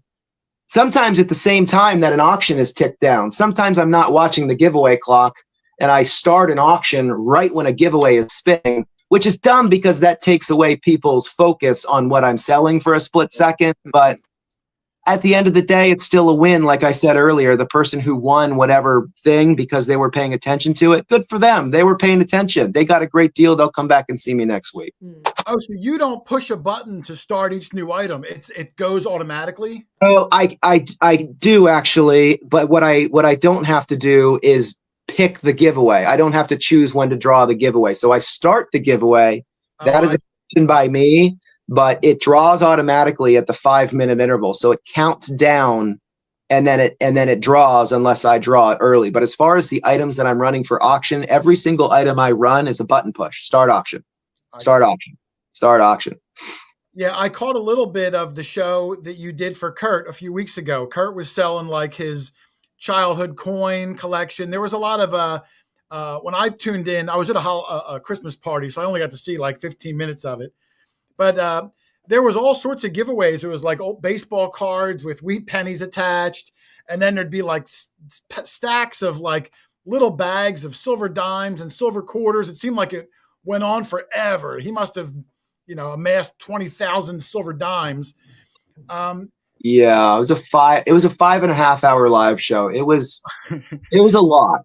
It was a lot to track. Like I knew I was really going to be stretching the brain piece. And it was also the first time that I really had somebody like also engaging over my shoulder. So there was almost like, not speaking down to Kurt at all, but like another level of distraction. So It was just like, but he actually helped me immensely, especially towards the end, because I ran out of bin space and pretty quickly. And I was prepared to write numbers on things and have my overflow just throw into a bucket and then do the number system when it came time to ship. But, he was beside me. And I was like, dude, I'm selling your stuff. I'm going to put you to work. This isn't my money. You're working. I saw you. I couldn't hear because I was at a party, but I saw you like mouthing, and I saw Kurt like with a pen, like, what did you say? What's his name? Like you put him to work. I tried to. But I mean, like I said, it's just so, unless you watch it, Rich, I mean, everything happens so fast. It looks like it's going to be a disorganized nightmare when it's done, but he knows what he's doing. He's got his act together. And if it was me, I'd have to watch the whole show back to write people's names down. Like, it's hard. I can't even follow the chat, when I'm not selling something. It's hard to pay attention to a conversation. Hey. Kurt's talking to him. I think Billy was on the phone. He's running an auction. Like, it's hard to stay focused, and you still do the main task because ultimately people's money's on the line. So that's got to be your number one priority. But you're also, juggling, entertaining, selling things. Your friends are over. It's an interesting thing to watch. Entertainment is a very big part of the business, and trust me, I can feel it. I know when I'm really tired at the 2 or 2.5 hour mark, because I know I'm a drastically different live seller when I'm tired versus when I have energy.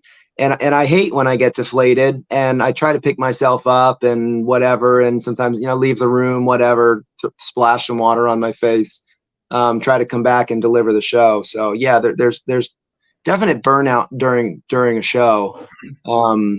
But it's like I said earlier, it is muscle memory. It's like when you start golfing, you shoot 150 your first time out. You keep going, you'll have a 20 or 25 handicap in a year and a half. If you're consistent, really consistent, you'll learn how to hit the ball. And the brain works the same way. It's not just muscle memory of swinging a golf club. Your brain, gets better at being able to put a puzzle together. If you do jigsaw puzzles over a long period of time, you get better at doing jigsaw puzzles. You learn where stuff goes. So you just, if you want it badly enough, you learn how to do it. So for someone out there, like maybe even Rich or someone watching, if they're like, hey man, I want to try to jump into this whatnot, would you recommend someone maybe their first show only doing 20 items or so? How would someone go about doing it if they wanted to sit down? Because I told you when I talked to you a week or so ago, I thought about doing a whatnot. They reached out to me and I was going to talk to the guys and see if we would sell, maybe some of our detecting finds and donate everything to charity or something just to try it. But even in my head, the organization, the shipping, everything, it was intimidating to me. So how would you recommend it to someone brand new jumping into this? It's a lot. Like for a content creator like you, like a really successful one, if you do that I'm not saying you couldn't do it. I'm saying it's almost like I would recommend not telling anybody that you're doing it first, and I would almost tell you to have your own little live show without anybody knowing it's you. Yeah. Like that I would recommend doing that so you understand the mechanics of a show. Get 10 orders, 5 orders. When you're selling, there's only going to be 5 to 10 people in your room. There just will not be a lot of people in your room. You have to develop a catchy title, a good thumbnail, and be willing to start things at $1 or $2 when you're selling $20 or $30 items, and you're just going to have to swallow that pill and do it to get started. But once you have that 1 or 2 shows, then you can tell the world that the QuarterHoarder is going to come to whatnot because you've done it once or twice, and it's not freaky anymore at that point in time. Well, it'll still be a little freaky when you go live with that many people watching, but once you turn the lights on and go live, it's fight or flight. And your brain already told yourself you're programmed to fight. You're not going to just fly out of the room, and you fight your way through it. And I did that for the first few live shows. And I will also say that beta blockers are they'll help you out. I'll write that down too. Yeah, beta blockers work. Now, Brad, what happens with items that don't sell? Is there a fee charge? Do they just go into a future show later? What happens to the non-sellable items? Sure. I'll show you. Here's an example. All right. So I'm going to move you over here as if I'm live selling. So we got, it looks a little bit like this. So picture, it's the other way around. So you're looking at my mirror and I'm holding something in front like this and I'm selling it. You're not looking at my face. You're looking at my fingers right now, right? So anyway, we got some wheat pennies here. These wheat pennies are worth, I would say, about $100 a piece, right? 1941. Yeah, that's a really expensive wheat penny right there. I'd probably be, you're going to want to be about $100 on that wheat penny. All right, let's go. Start it. $100. No bids. What do I do? Well, it didn't sell. I don't know a fee. I don't think anybody's going to buy it. All right. What should we sell next? That's my MO for the most part. And then my mom, who comes over once a week, she's so wonderful. She sort of cleans up my office a bit. It's incredible. Get yourself a mom that cleans up your office. I like that. That's a good one. Do you wait a while and then try to sell the things that you didn't sell again? Or do you just take pictures or put them in a lot in your store? Like at the end of the show, put them in a lot of whatever didn't sell individually, maybe. Yeah, Richard Nixon has some really good questions, and I can, based on your questions, Rich, I can tell that if you decided to grind and do it, I think you'd be successful. I sell on eBay, but not as much of an income, sort of just a little side, That's how it starts, yeah, that is how it starts. That allows you to understand the mechanics of an auction and sort of the competitive marketplace. But whatnot is a different animal, and it is very fast paced. But yeah, I sometimes will come back to an item, or if it doesn't sell and I know I have a $5 to $10 piece of jewelry, I will do the good old fashioned. All right, I'm very surprised that was passed on. Why doesn't somebody take one for the team and buy this for $1? Don't bid more than $1, though. If you guys passed on it, I don't want somebody to pay more than $1, and I'll hold it back up again, and it'll sell for approximately what it's supposed to sell for. And then sometimes I do some lots at the end, or if I'm selling jewelry, I have a consignment, and it's like I get some good jewelry, and then I have some jewelry that's just like, I can't believe I'm about to hold this up in the air and try to sell it by itself. Like I feel guilty trying to take money from somebody for this paparazzi necklace. Like I feel like a jerk. So I'll put that with a few other things and be like, all right, we're gonna lot that together, and here's what you're getting here, so you at least get something for your money. So when you when you have something that you know everybody's going to want, or a highly sought after item, do you then do what you were saying as a soft closing, where you'll let the auction go longer because you know the price is going to keep going up? For any high-end show where I'm doing preloads, or the majority of the pieces that I'm selling are definitely worth $20, $25 and up, I'm not going to do a sudden death show. I'm really not. It's just, it's dumb to me as a business person, and it's also not all that fair to people that don't like sudden death that much, because they would have been willing to spend more on something they really wanted. So it's not even so much about capturing more money. It's even, half about giving somebody else the opportunity to get something that they really wanted. So you're taking care of yourself and you're taking care of your customer. Right. But you do some shows, Brad, where it's not your merchandise, you're selling it on consignment for other people. And if That's so, cool. like, do they have certain criteria where, look, Brad, I need at least this, I need at least that, and your starting bids, might be intimidating right off the bat? I had a conversation with a new consigner 45 minutes before this show started, and she was worried about that exactly. She said, what if you start it for $1 and it sells for this? I'm like, yeah, what if?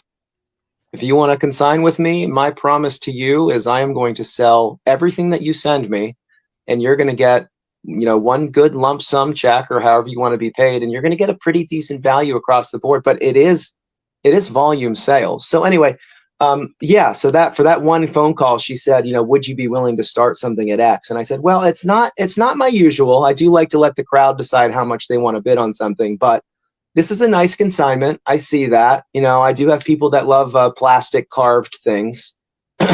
So yeah, maybe I can start this one at $50, and then everything else will start at $1, or I will preload it. That's another element. You can preload items in your store and then run them live in the auction. So it's not always run next, run next, run next, run next. Sometimes I am toggling over to my auction category during the live show. I'm working on my computer and going, okay, let's see here. We're going to run the 14 karat gold ruby ring next. And then I pick that, and it's already picked up pre-bids and people are already interested in it. And I go, okay, looks like that one's already been bid up to 55. All right, let's start the auction. We're going to do 10 seconds on this. It's going to be a soft close. This is a lovely piece of jewelry. 3, 2, 1. Good luck. We're live and running. And sometimes I'll call the auction too, 50, up at a 50, anybody able to be 50, 50, up at 100, that kind of thing. It's kind of funny to do the whole auction thing too and give people a bit of a show. It is cool, Rich. If you could get a chance to check one out, like I said, I like the speed. I like how fast it goes. The first one I got on a few months ago, when I saw Brad posting about it all the time on Facebook, I was curious to see just what the heck it was. It can be a little intimidating. So I would watch one for, just kind of get the groove of how it works. But, there's some really interesting things. And some people were posting in the comments, Brad, are there other odd things too? I saw one person that collects fossils and shark's teeth, or is it mostly just the big categories, coins, jewelry, sports cards, Pokemon? Do you want like the 2 minute, do you want to see an auction real quick? I can show you if you want. I don't know. Sure. What the heck? All right. Just check it out. So we'll go here real quick. Calculator watches. I got a safe over, but I want to find somebody who's actually actively running something, and then if it's insufferable, I'll stop it. Okay, we don't want to make any. But yeah, I just want to show you the bidding process, see what it looks like. If anybody in the chat wants to bid on this, Brad will cover you. You just pay him back. Casio watch right here running, guys. Running. Casio watch. It's live. It's running. It's running. I'm going to bid $5. I just bid. Am I winning? No, I'm not winning. It's at $7. I'm going to bid $8. So he's just sliding that over, Lynn. Yep. I'm sliding it to bid. Oh, it's at 9. I'm going to bid 10. There's a timer counting down. Oh, so he's doing the soft one you were talking about. Yep. That's a soft close. It's adding time. They have it set up to add 10 seconds whenever somebody bids within the last few seconds. So we'll go one more time. $16. That's the last time I'm going to push it. $16. Let's see if I win it. All right, listen. No, somebody bid 17. I'm going to leave it alone. So that's a live auction right there, and it's that easy. And then if I'm the high bidder and I win it, and I decide to keep swiping until I win it because I have FOMO, it's going to bill me right then and there. There's no invoicing. There's no settling up with the seller after the show. Okay, looks like I won 37 items. Yeah, I'll make the payment via PayPal. No, instantaneous. They have the money. They know what the shipping and all that is when they're swiping. Is that on the screen? Yep, it's on the screen. It was probably like $3.99 or something like that. It shows up. Every seller does it a little bit different. Some people do free shipping, some people do discounted shipping, and some people do exact calculated shipping like eBay. Right. So when I load items, if I do a 200 piece jewelry show, I load 200 items under one line item. Hashtag estate jewelry as shown, use custom bid, follow on Instagram, blah, blah, blah. 1 to 3 ounces. And I put 1 to 3 ounces. So every time I run a piece of jewelry, the system knows I sold a 3-ounce label. So if somebody bought 5 things from me, that's a 15-ounce label. And the system knows to print out a 15-ounce USPS ground label. It's brilliant. I print all my labels with 1 click. So the Hoover Boys show I did with Kurt, I went to my shipments. I looked everything over. I didn't have to adjust anything. I'm like, okay, looks good. This is going to be insane. Click. Generated all of the labels. And then you send them to your email address and you generate a manifest or a scan form, which is what you give to your USPS person so they don't have to scan every single box. They're scanning one scan. And then you print it out and go and enjoy shipping it while listening to heavy metal. Do the people that won get any sort of a tracking information, or do you have to do that manually? Nope, automated. Just like when you buy something on eBay or Amazon, you get something to your email, or you get, you have the Amazon app and it shows, oh my gosh, your delivery is 10 footsteps away. That's creepy. They're looking in my window. No, it's not quite that in depth, but when a seller drops something off and the manifest has been scanned by the USPS clerk, it does trigger a notification as your item has been shipped. So that's when somebody knows that it has been shipped. So that means people get a notification from me automatically the following business day whenever I drop something off. But I think they can go into their dashboard and go to their purchase record and see a tracking number as soon as it's generated. I'm pretty sure. Okay. Well, I'll ask Dave and Laura. I know Dave and Laura's in the chat. Let me know, Dave. I know you bought stuff auction style from Brad. I'm just curious for the person out there who's new to the platform. Because I had another question too. Like, let's say that Casio watch, I see that come up and I go, man, I don't want to get in a bidding war. I want to put in a bid of $50 right now and scare away any competition. Is that an option, or do I have to go incrementally all the way up? Yeah, no, that you can do. So that's called a custom bid. So when I was bidding, I was swiping the next increment up. So it automatically goes 17, 19, 21, whatever. You can custom bid, which is the bar right beside that. You press custom bid, and I have the option I can put that $50 bid in. And what that means is I put it in and I just sit back and crack my knuckles or whatever. And I wait and I watch and I see if anybody else bids. And I slowly watch as the bid creeps up closer to my high bid. And it doesn't automatically take you right to $50. However, to your point, you want to scare people away and it's a $200 watch and you're perfectly fine paying $50 and you want to scare the crowd. You do custom bid and then toggle over to automatically accept the bid that you enter. Okay. Which means I want to bid $50. It's brilliant. Yeah. It's brilliant. The system covers everything that you could possibly really want in, like, it's a combination of like every online auction platform that I've seen between, high bid and max sold and carrying transitions and everything but the house and eBay. It's everything in one. And the fact that it's not even bigger than it is right now is sort of surprising to me. If I had to guess why it's not bigger than it is right now, it's because of all the clowns in the sports card category swearing and just being absolutely ridiculous on the live shows. And maybe the name of the company. I mean, it's called Whatnot. It's like, I'm a full-time seller on Whatnot. doesn't sound very Doesn't sound professional. let's just say I don't I'm not saying that I act like a saint on the app. I certainly do not. But it's just like, yeah, it's called Whatnot. What could they call it to make it sound like a more professional e-commerce website? They definitely need to work on their marketing.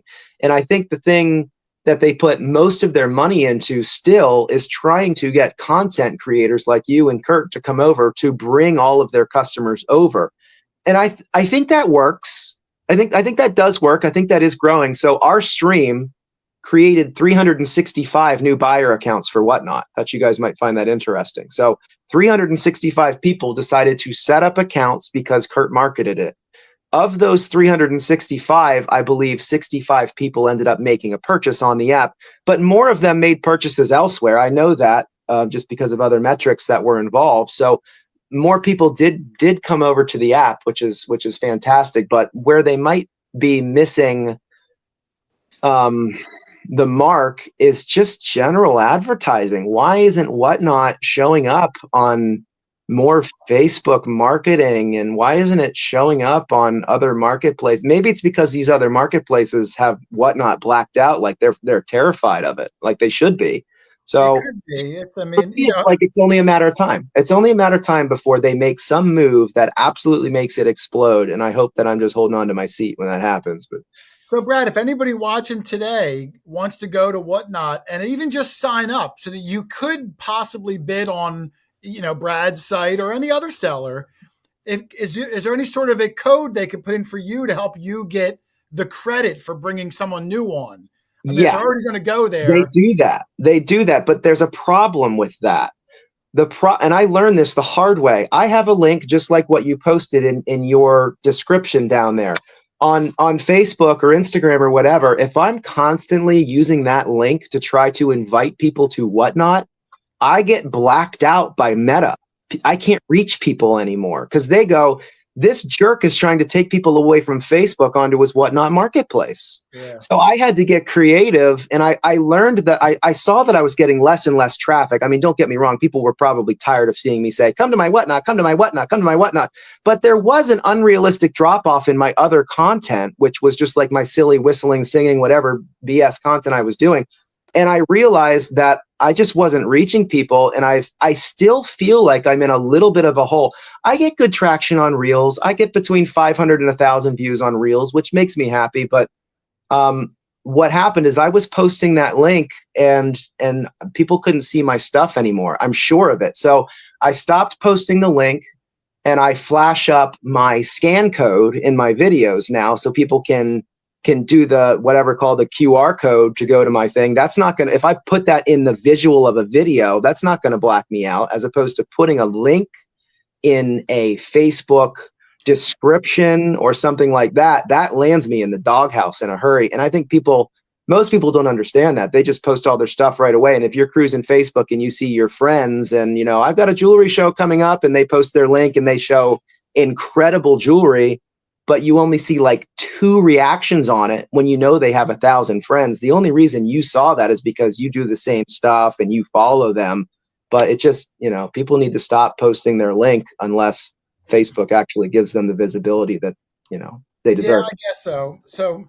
So if someone in the show wanted to go to Whatnot and create an account, is there like a referral that they can give you, Brad, as a new, because I forgot that. Yeah, sorry. I blazed right over that. Yes. So the referral link, if people use the link that you used in the description, thank you very much. That should give them $15 credit. Whatnot will give them that money. Platform. Free money to spend on the platform. Yeah, let me click it here and see. It should say I'm already as long as it says invite. Let me see here. It might not be the invite link. Yeah, unfortunately, I don't think it's the invite link. But yes, there is an invite link.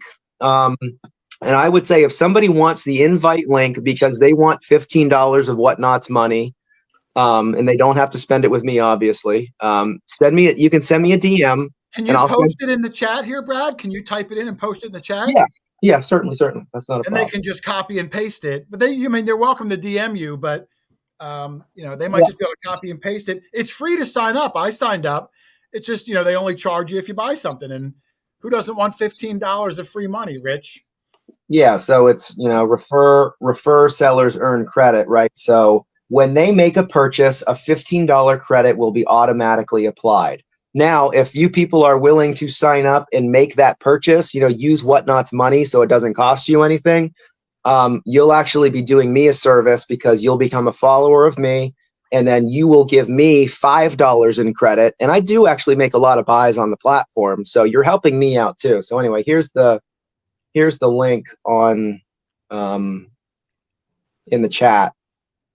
Hopefully that works. I don't know if hopefully the chat doesn't block links. I'm not sure. For someone that goes live once in a while, I don't really know how it works. So let me see if it blocks it or anything. Somebody did link his Whatnot page earlier. Yeah, but I don't know if that was the referral. I'm sure there's probably a referral. Oh, yeah. Alicia's saying if you're not a moderator, it might not work. So I'm not sure here. Because I didn't see you type anything, Brad. Oh, it didn't even pop up. Yeah. Okay. That's. Hold on. I'm going to, Brad. I'm gonna give you exclusive moderator access. Oh, I'm gonna kick out DCD. I'm gonna kick out Bill. I'm gonna kick out John Stevens. I'm gonna. Hold on. All right, I'm gonna make you a moderator, Brad, just so you can put your link in. Okay, Now, Rich, this might be something I know. Rich is a blacksmith. He makes a lot of cool things. This could be a good platform for you, Rich. To we make a lot of jewelry too, Brad. We electroform and we do all sorts of cool stuff. So and Lynn makes custom jewelry out of like fossils and lava rocks. They're both very creative. So you're giving Charles Albert a run for his money is what you're trying to do. Do you know who that is, Lynn? Charles Albert? Charles Albert? No, I do not. Charles Albert is a jewelry designer who does a lot of shell jewelry and shark's teeth and ammonite and things like that. He makes really cool designs, but there's definitely marketability on the Whatnot airwaves for that. But the only thing that's difficult with that as an artist is you have your costs of material and you have your hours and hours in each piece. So that was a little bit tough to get started because you will need to be asking an amount of money that makes you a little bit of a return on what you're doing. You can't afford to wire wrap or whatever and do what you do and then sell it for $1 and go when you only have 2 people in the room. You don't want to do that to yourself. On Facebook right now, and that's been really, really good. But only certain Facebook groups, though, that are very good. Yeah, you better unmod me. I'm about to get hanky panky in the chat. I do see. It did accept it. So, guys, if you see Brad, he's Urban Treasure Hunter. He has his Whatnot link. It says whatnot.com/invite, and then his username 342 spelled out, not the number. 342 spelled out.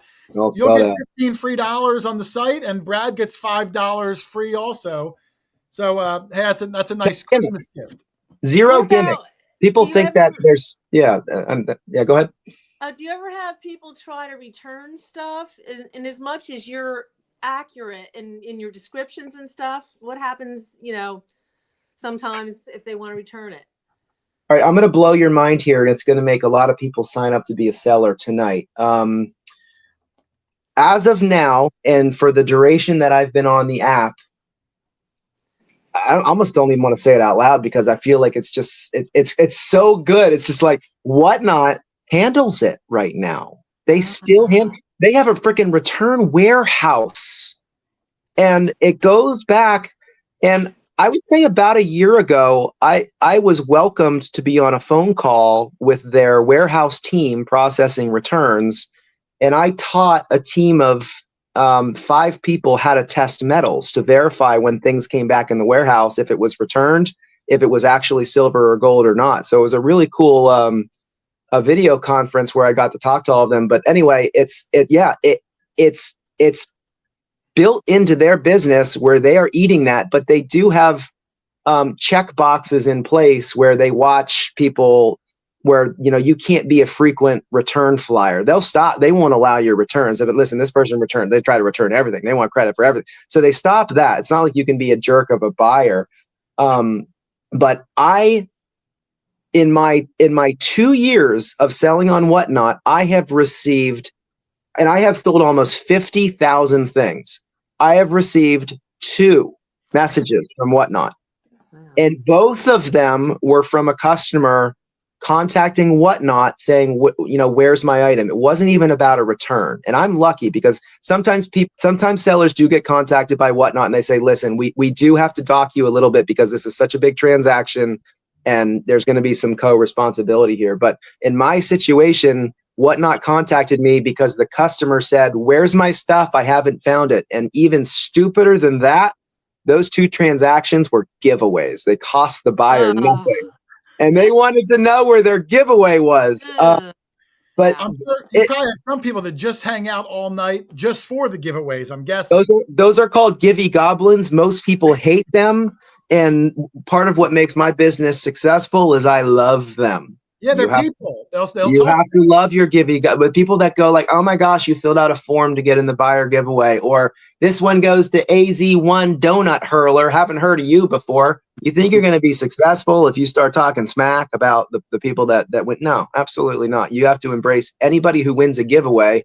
It's why you run one. It's ridiculous. No, I agree. Like you said, all publicity is good publicity, Brad. And you're trying to get maybe they come back again. Maybe they tell a friend, hey, I won this free thing on this guy's, and that's what you got to do. It's part of the gizmo. Yeah. So it's super informative. Rich, I don't know if you've been keeping an eye on questions because I know you've had a lot of your own questions. But I wanted to give the audience an opportunity to ask Brad any questions you have. And I will accept if you have Hoover Boy questions. I know that's part of who he is. So whatever you got for Brad, I'm going to give the audience 10 minutes or so before we wind the show. Dave Chumley wanted to know about something about his father's voiceover. Your dad's Sure. voice. Your father's voiceover from Dave Chumley. What's that, Brad? I don't know what he's talking about. I think Dave, talk to me in the chat. 342 is my prefix. Dave, I think you're probably just wanting me to tell the world that my dad is a successful voiceover artist. And that's part of why I do voices and sing and try to be silly. I think I'm trying to channel my dad, who has an incredible voice. Oh, your dad does voiceover work? Yeah, my dad is well known in the voiceover community. He's a trainer. People come to him, and I think most of his work these days is actually new clients coming on and booking time to learn how to be successful, self-employed voiceover people from home. So he's got his studio.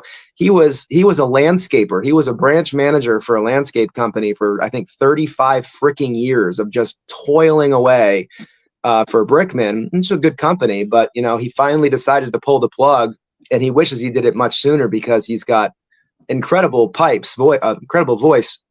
And he is the voice of Santa Claus on The Elf on the Shelf. He is the brand new voice of Charlie the Tuna for the Star whatever. Yeah, Charlie the Tuna. Yeah, so he's the new voice for that. He's had other just really big national commercials and stuff like that. And that's probably what Dave wants me to talk about, the fact that Dad is a boss man. That's nice. Now it's bugging me. What was the Charlie the Tuna? There was like a slogan or a song he had. What was that, Charlie? Do you remember? I don't. 30 years ago, but it was a famous slogan. I can't think of what it was. I'm not sure. Probably something like add mayonnaise or else I'm going to taste like crap. Oh no, there it is. I see it. It was sorry, Charlie, but it was the way they said it. Right. I'm not a voiceover actor. Now Brad, was your mom into like what you do years ago, jewelry? Was your mom into that? I don't know what I'm thinking. Mom, no, that's fine. It's a good question. Mom, like, why do I do what I do? Right? You got to get it somewhere. Mom is a treasure hunter. Yeah. I mean, she's not a metal detector or anything. She loved going shark tooth hunting and bottle hunting and stuff like that. I remember going to some yard sales occasionally as a kid. We'd stop when we saw them, but it's not like we were yard sailors so much. I started to hit yard sales very heavily in like 07, 08 when I lived in Texas. And I realized that people would put out good jewelry. And that's when I started to learn about gold and silver and what to look for and start really selling on eBay. And I had a successful eBay store that I started, and Mom started to get into it too. And we would go to auctions when I finally moved home a few years later. And I gave Mom the keys, if you will, to my eBay store that I created, and she took it over. And she has been an eBay seller ever since on her own little eBay channel. And I created a new eBay account, and I've got some things on it, but I am so incredibly not an eBay seller anymore. I used to list fairly heavily. I would have, between 5 and 10 auctions ending every night, which was a lot of work to do eBay listings. It's a lot of work. Rich knows. You guys know. And then you deal with the customers. Like, I didn't get it. I need to return it. It's the wrong size. And you're just like, what do they think this is? Amazon? Amazon spoils everybody. Amazon makes the rest of the small e-commerce, struggle to keep up. It's just like you tell Amazon that you're not happy about something, and they send somebody over to scratch your back. It's amazing. Yeah, it's hard for these little companies to get traction, but I think Whatnot is starting to get out there. Like you said, they're going against some of the juggernauts, even though their format's different with the live streaming style. But there's established, like you said, eBay and Mercari and Poshmark. They're going up against these juggernauts. So the process is slower, but they're getting there because it's a new dynamic, a new way of going about it. I get notifications once or twice a week that says so-and-so is live on eBay. And I've seen one interactive live bidding situation on eBay. And I've seen others where they're simply live streaming, but talking about their auctions, which is not a live auction. It's ridiculous. They'll be like, go to my eBay store, and they'll toggle over and show something on the screen. That is not a live auction. eBay, Poshmark does it. You can go live on TikTok. You can go live on YouTube. You can go live on Facebook, but there's no integrated software for bidding. I believe Poshmark does have integrated software for bidding, but I've never tried Posh, and Posh I don't get the right vibe on Posh. Posh just feels fake to me. You go on and all of a sudden you've got 300 followers that are like all bots. And it's just like, what is this cesspool of e-commerce? That's not fair of me to say because I've never actually been a Posh seller. So, but that's the vibe I get from Posh. But, well, like you said, there's so many social media things out there. Pick the one that you like, that you're comfortable with. You'll grow as you help the platform grow. That's the best you can do. I always think about people ask me, are you on TikTok? Are you on Snapchat? Are you on that? And I go, no, you're lucky I can even keep up with this one thing. I'm not on TikTok. I will never be on TikTok. Hey guys, if you're on TikTok, stop watching it. Disable the app. Get off it. Well, they might be done for them next month, right? I guess we'll see. I'm just saying, I'm trying to help you. Don't get on. Like, it took me forever to get on Instagram. Even when I made the leap to Instagram, I think the only reason I did it was because of the business full time, but Instagram is now a part of Facebook. It's all meta. So, it's all intertwined. It used to not be, is my understanding, but if they're all one entity, then whatever, I'll just fill out another form. X is quickly taking over with everything they're adding, and I don't have any of it. I got off that stuff years ago, but yeah, Rich has no social media whatsoever. So I respect that. When I hear about that, I respect that. There's a really good friend of mine in the jewelry community. In fact, she's on the chat. Her name is Emily Johnson. Her husband doesn't own a smartphone, and it makes me want to shake his hand and maybe give him a kiss on the cheek. Yeah. No, that's a rarity in today's world. No smartphone. It's tough. Can't be tracked. Like, almost can't be tracked. You've got a driver's license, don't get me wrong, but it's just like you could just disappear. And that's a thing of beauty, especially where we are now, where everybody is completely socially connected. It's just like, I would actually love to be able to say I was disconnected a little bit. It's anyway.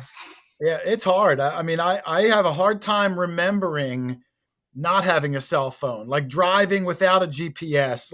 And I know I did it when you had to pull over and talk to another human being and ask for directions, but it seems like it was a lifetime ago because now everyone only needs themselves and their pocket, what's in their pocket. Yep. But hey, Brad, would you be able to share with us your highest selling jewelry or whatever? Oh, your highest selling item, Brad. That's a good question, Charlie.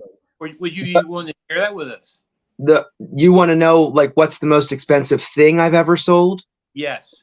Okay, the most expensive single thing I sold was I sent it to Sotheby's about 12 years ago, and it was an original Monet, and it brought 1.2.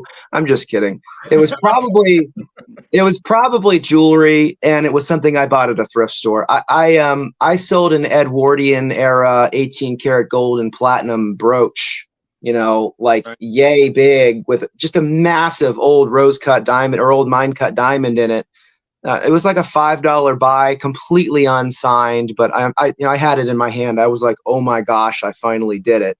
And it was actually already crimped at the thrift store. What I mean by that is somebody had already folded over the tag, so it had a crease line on it, which means somebody looked at the back of the piece before I even got it. Thankfully, they didn't buy it, and I got it, and it sold on eBay for $4,500, I think. Wow. Great sale. And I have a few other flips that were, $5 buys that turned into $2,000 and $3,000 between Navajo jewelry, an old English teapot. I got a fur clip, 14 karat gold fur clip with diamonds, rubies, and a massive aqua made in 1922 or something. And I actually sold that on Whatnot for $2,300. Wow. To a fantastic customer of mine, a really nice lady. John Stevens says, tell about the flag pin. Tell about the oh, John likes that one. John, that was I buy bags of jewelry when I can at the thrift store, and on my low key streams where I'm not doing a consignment or not really caring about what I'm doing, I will bust those bags open live, and we'll hunt through them, kind of like Rob finds treasure. All right, guys, we got the next roll, and we're gonna find. That's what I'm doing. And I found a 14 karat white gold sapphire, I think ruby diamond American flag brooch in there, which probably had a scrap value of $500 or $600, but as a nice piece of jewelry was probably worth like maybe $1,500. And I sold it right then and there because I'm not going to hold something back when I'm doing an unboxing. Like, it gives me great pleasure to find it. I love freaking out about the find and having people there with me to enjoy it, just like metal detecting. And then I sell it then and there and go, you guys are here. You enjoyed the find with me. You guys deserve the chance to bid on it right now. It's $1 and go. And that flag sold to a great customer who I haven't heard from in a while. In fact, I got a whole lot of packages returned to me, unable to forward. So that's a whole other side story. But I think it sold for $450. Wow. That's and pretty that good. was, it was a $50 brooch bag, but I sold other brooches out of that bag. So as far as the total yield on that particular bag, it was probably like a $1,200 to $1,500 show on a $50 investment. And the total time affair was probably 3.5 hours stream through shipment. So that's the kind of profitability that you really want, but it doesn't happen all the time. You have to get lucky, and you have to hit the same thrifts, and you have to develop relationships. But finding gold and diamonds and gemstones for costume jewelry prices only happens when you make your own luck. Yeah. I mean, is that your favorite thing to buy and sell, is jewelry, whether, costume, real, precious? Is that like your biggest passion as far as, buying and selling things? I would say I get the biggest charge from finding very unique gold and silver items. Yes. Now, there's other designer pieces out there that anybody in the jewelry world knows, like finding an unsigned Shriner or Schiaparelli, or like a really rare Eisenberg, or, there's other mid-century designers out there, or other different materials like Bakelite, and you've got all these different plastics, and it's a huge broad category, and there's any number. I could pick a category and say that, like, this is what I love to find in this category. But as far as the biggest takeaway and the highest highs, it's from the big gold and silver items, specifically gold. Like if you find, backtrack. You asked me about my biggest flip. That $4,500 brooch wasn't the biggest flip. A few years before that, I bought a bag of jewelry from an auction because I saw sterling in it, and I saw some gold tone brooches and some other things. And the sterling I did well on, but I got home that night and I started looking at it more closely, and I was like, this is really heavy and very soft looking. I hadn't quite developed that good an eye for gold yet. I was getting there. But what I didn't realize I had right off the bat was pretty much pure gold. It was high carat Indian gold, 22 carat and higher. And it was, at the time, gold was maybe $1,200 an ounce. So at the time, it was about $10,000 worth of gold on a $30 investment. Looking at it now, that would have been like $23,000 or $24,000 worth of gold. So anyway, yeah, it's those finds out in the wild where you get unmarked gold, or you develop the eye and the taste and the smell for precious metals, and then you just get lucky, and sometimes you feel like you can't miss. And unfortunately, I don't get out to thrift as much as I was even 6 months ago. Like, my business has shifted a lot more towards online sourcing and consignments, but I love the thrill of the hunt. Yeah, no, I know a lot of people, like you said, I get out once in a while. My wife is a big like thrift yard sale person. Sometimes she'll grab things off the side of the road if she sees like a table or something. And heck yeah. My wife does it all the time. And sometimes I bust her chops because like she'll trash pick something like from the next door neighbor. I'll be like, oh, did he see you? Like that's, but she loves that. She loves finding something, like you said, a treasure. And, everyone has whatever they think treasures are going to be. Yeah. Yeah. I mean, it's reuse, recycle. It's funny because I think my wife would be the same mentality. It's like, oh, can we not stop and look at that box? Yeah, I'm like, yeah. you are the recycle queen. Excuse me. You take your plastic bags to the grocery store to recycle them. I'm the one who just throws them away. You're going to tell me I can't stop and look in this trash to see if I. Yeah. My wife is the same thing. My wife recycles everything. She would prefer everything be secondhand because she's like, cares about the environment, all that stuff. Oh, for sure. Where I'm probably, not that I don't care, but I'm probably just too lazy to do it. Well, listen, we got to wind this up soon. I'm going to give one last call for any questions I asked, and I wasn't even looking because I want to make sure we're out of here. We've been going on 2 hours so far. And for all I know, Brad has 3 shows tomorrow. 0 shows tomorrow, 1 show to ship, and I still got to go to bed as Orvis because my wife really likes Orvis. I'm just kidding. She doesn't. But. Let me see the Orvis face again. Wait, I didn't see the face. Well, you're going to screenshot it, which is fine with the bags under my eyes. Well, I already have a screenshot of it. All right. Hi, guys. Sometimes my eyes do some weird things, and it's only because I'm tired. I've been talking for a long time today. I did a live show. I did some shipping and stuff, and I'm just tired. So that's Orvis. I like it. It looks good. I hate it, but I love it. Well, it gives it pizzazz. Rick in the chat wants to know, how did you educate yourself on jewelry? And my further question is, did you do it just by researching everything that you were finding, or did you have was there an integral part or a website or a book or something that everybody learns different ways? That's an awesome question. Everybody learns in their own different ways, and then me specifically, in my opinion, I think when somebody says, well, first you got to get a book on each subject or every book that you can on the subject that you want to learn about. Sure. You can learn the terms, you can read the words and look at some pictures of it, but it doesn't stay in your brain until you find it in the wild and feel it for yourself, or you screw up.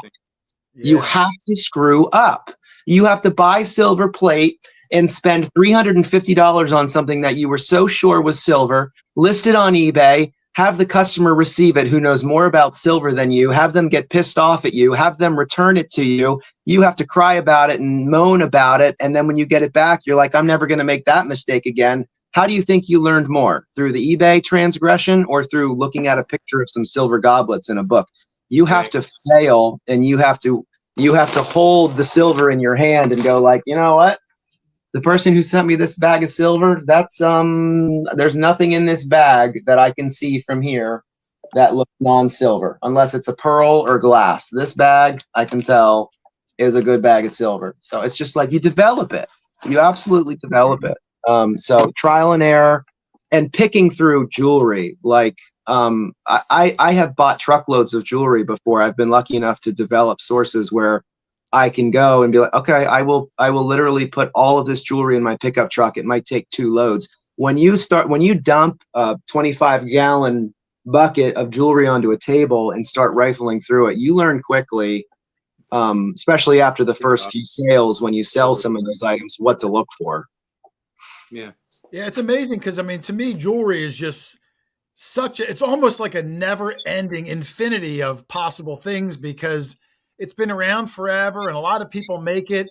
How you can look at like one piece of jewelry and like know the designer, it just seems such a tall task because of the sheer number of pieces. But I guess like anything, you do it enough, you start to develop that eye. Yeah, and most people, you got to look at jewelry in 2 categories. You can't know nothing about jewelry and decide, okay, I want to be a jewelry expert now. You have to decide whether or not you want to target fine jewelry on this side or costume jewelry on this side. You have to part the sea. You could sell both, but you're going to have to give one away because you have no idea what you're dealing with yet. That's fine, but you have to decide what you want to focus on. Develop your eye, smell, taste, feel, all that thing for that jewelry, that metal. And if you want my advice on which one to go with first, do fine jewelry first, because you're dealing with so many more marks of purity and maker's marks with sterling silver and gold. Most designers and importers and manufacturers mark their fine jewelry so you can learn more about what it is and you can test it and say, okay, is it 10 karat? Is it 14? It's much easier to learn. But if you're doing costume jewelry, you're like, is this an unsigned Shriner? And I'm still learning. I'm still a bit of a weasel in my shows sometimes because I'm like, I don't know if this is a Juliana brooch or not. It's got some of the characteristics. It's got the pin stop. It's got the pooling on the back. I see the rivets. It's got an open back navette rhinestone. But even I'm not completely sure if it's a Juliana. So costume jewelry is so much harder to sell. And there's condition. There's so many more things to look at in condition. Think about this. Think about a rhinestone brooch. Compare this brooch to a silver ring or a silver necklace and look at how much more in depth it is. I mean, it's just like there's so much more to try to know about this brooch than fine jewelry. So separate it into categories and start with fine jewelry and then hit the ground running. What's funny, Rich, is totally separate topic, sort of. But, every week we've had guests on, and when they show us things in their room, it always looks like this, Brad. It always looks like this. But because Brad does this every week, boom, right in the camera. You know what I mean? Like dead center. You can tell that the guy's a pro. Like, muscle memory. I'm just saying, like, I don't move. I mean, I'm right here, and it's just like if I'm at my chair and I can sit here and reach this bin with a pivot. I can reach this bin with a pivot, and I've got an armrest here, and I've got an armrest here. And I know when I bring my hands together at this position, they're directly in front. It's a golf swing thing again. So that doesn't take effort. Once you do it a lot of times, I appreciate the compliment. The way you said it makes me look like I'm an all-star, but that's breathing. That's breathing. That's not difficult. Well, it's very cool. And, Brad, before I end it here, what was your schedule again? So people can know. You said Monday, Tuesday, Wednesday, jewelry. Sure. So, we will put people through the ringer and we'll say you have to follow that link to register. And then once you do, you bookmark the show, which is just simply as easy as clicking a little tab on my shows. It looks like this. So when you go to my account, you'll find 342. You'll go to my shows. And then do you see that little black tag with the number assigned to it at the top? Yeah, you click that. You click it and you can unclick it and you can see. So when you bookmark my show, that means your phone will get a notification right when I go live. So it'll say 342 is live and you can watch me live on Whatnot right then and there. but you have to make sure that your phone is set up to enable notifications. You will not get a whatnot notification if your Android does not. You need to go to your settings and say, okay, I want notifications from this app. And also, I would recommend throwing your iPhone into the Atlantic Ocean and then going to get a Pixel or a Samsung or something like that. That would be my I have an Android, and I So- also just did all that. So Yeah. iPhones are for kids, and Androids are for people that really consider themselves professionals. I've been trying to follow the chat. I don't know what happened. It looks like your friend John Stevens may have accidentally got blocked, but Alicia fixed it. I don't know what happened. he's back now. It's I'm all- getting blamed for it. What happened, Charlie? Because they were blaming you, Charlie. Did you block Harry's the really guy? Hunter. I'm sorry, Brad. He must Sorry, have. John. I bet he was probably just poking fun, being his usual jovial self, but you didn't know it was John. You didn't know he was my guy. So that's what's funny about the internet is people make a comment on Facebook and you're reading all these comments and you see somebody saying, well, you're just a good for nothing loser. And then you like, why would you call him that? They're friends and you don't know it, you know? Yeah. So I apologize, John. If something happened, I don't know, but I think Alicia So fixed do it. I apologize. It's past his bedtime. You know, he wanted me to imitate him earlier. I saw the chat. I didn't get a good opportunity. John sounds like this. This is John. When you probably kicked him off the show, he probably went, well, shit. What am I going to do now? And then when he came back on the show, he probably said, sweet. I'm back.